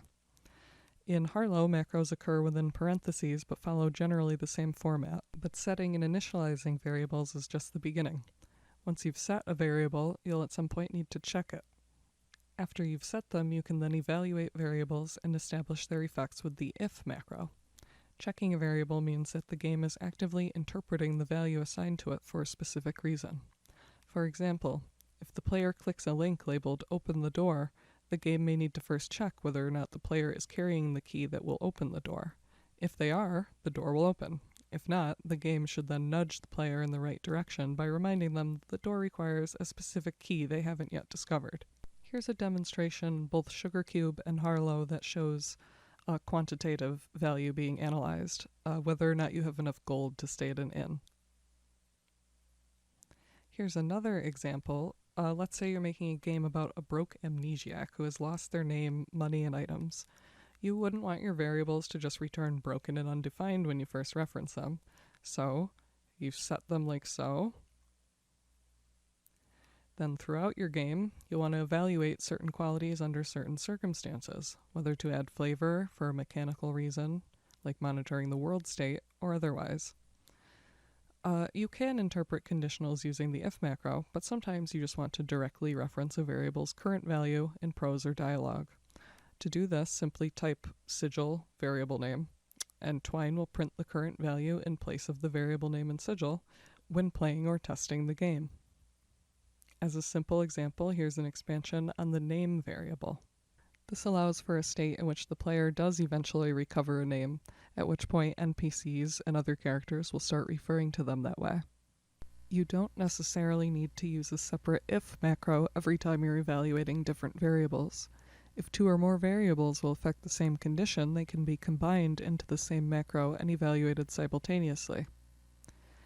Let's say the player needs to have found both a minute hand and an hour hand in order to solve a puzzle involving a clock. The 3 variables that are relevant in this situation are minute, hour, and clock, with the former 2 affecting the state of the latter. In both Sugar Cube and Harlow, if you want to check multiple variables in the same statement, each variable needs to be enclosed in parentheses. It's good practice to do this so that there's no ambiguity about which variable is which, otherwise you might run into errors, especially with more complex subgroups. If this example were written in an if-then format, it would read something like, if the player has the minute hand and the player has the hour hand, then the clock will be fixed. The else component of the evaluation accounts for the possibility that the player has fulfilled only one or none of the required conditions to fix the clock. Especially when working in the story format Harlow, keep an eye on your brackets and parentheses. It's easy to forget one, and missing a single one can result in an error. I've bolded all of them in this example so they're easier to see here. In other scenarios, you might find OR a more useful operator than AND. For instance, if the player's hair is black or brown, the text should describe it as dark. If it's blue or red, the text should say it's bright colored. Or if the hair's variable value is blonde or white, the text should call it pale. Here's another example. If the player has found any kind of light source in this scenario, like matches, a flashlight, or a lighter, Then they'll be able to navigate a dark room. Having talked a lot about Twine at this point, I'd like to bring up some other game-making tools you may want to try out if you're interested in this topic. Those include Bitsy, Ren'Py, Inform 7, ChoiceScript, Ink, RPG Maker, and many more. There is pretty limitless application here. You can set up conditional systems in a game engine or a paper game book. You know the ones. If you chose to fight the dragon, flip to page 72. If you fell in the spike pit, flip to page 104. That kind of vibe. I've discussed the developer side of this topic for a while now, so we're shifting focus to the realm of the player. In general, the word if represents uncertainty. It represents something that can be done but has yet to come to pass. If you do it, whatever it is, something will happen, but it could also be interesting to see what else happens if you don't do it, to explore the opposite notions by challenging the game logic to show you alternate paths and fail states. This is something I personally like to explore as a player. In many cases, conditionals are visible on screen. They govern systems and mechanics like health and inventory, and are represented in the UI, the HUD, the menu.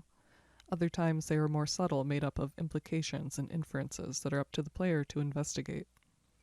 While ambiguity can be narratively meaningful, there are also drawbacks to poorly realized conditionals. Having too many conditions to attend to can lead to choice fatigue, and having ill-defined ones leads to a lack of narrative or mechanical clarity.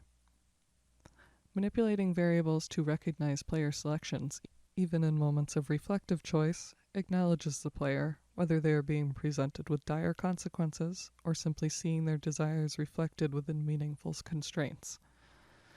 Impactful state tracking at its core, regardless of its scope, is facilitated by conditional logic. Through this logic, we set tonal expectations, then reinforce them through evaluation. To conclude, conditionals are an essential part of your toolkit as a developer and can facilitate a direct connection between the player and the game. Not all games require complex or any conditional logic in order to be impactful, fun, or challenging. However, all kinds of games can benefit from the effective application of conditional logic, or even from its mere implication or intentional absence. Logical constraints form the ways we teach our games to define and interpret themselves, as well as the ways we encourage players to interact with them. And to wrap up, here are the sources and software cited throughout this talk. Thank you so much for your time.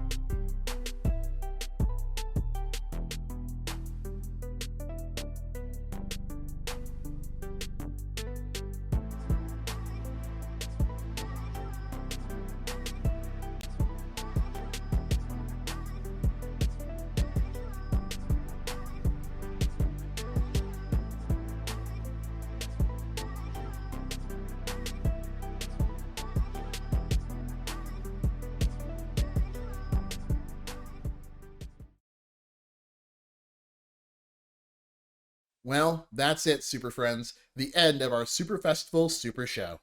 We hope you enjoyed the many talks and games featured this weekend, and that they expanded your mind on what's possible in the world of gaming. We at the Hand-Eye Society spent all year preparing for Super Festival to celebrate the 10-year anniversary of much of our public programming, and how far our community has come in the past 10 years of gaming. But we couldn't have done it without you. Whether it be Wordplay, Game Curious, Comics X Games, Can't Make a Game, Fun Futures, the Hand-Eye Society Ball, Hand-Eye Hangout, our workshops, and all the various other programs and initiatives that we've run in between. We really appreciate you coming to our events. In the Hand-Eye Society's past 10 years of programming, you've proven that no matter where you come from, or how young or old you are, that making and playing games is for everyone, and have helped games be taken seriously as a viable art form. Whether you're a new or old fan of the Hand-Eye Society, thank you for your amazing support. And thank you to all the exhibitors, jammers, speakers, and supporters around the world who have been part of our programs both this weekend and over the past many years.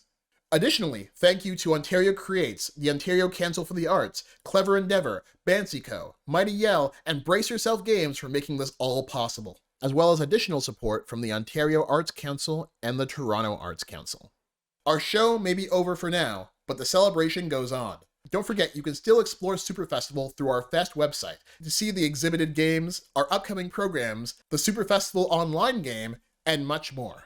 We also hope you'll keep up with us on our website and sign up for our newsletter. You can also follow us on Twitch, Twitter, Facebook, and Discord. We hope you'll stick with us for many more years to come and continue to be part of our amazing community. The Hand-Eye Society staff and I hope you enjoyed this weekend. Be safe out there, and thank you for coming to our Super Festival.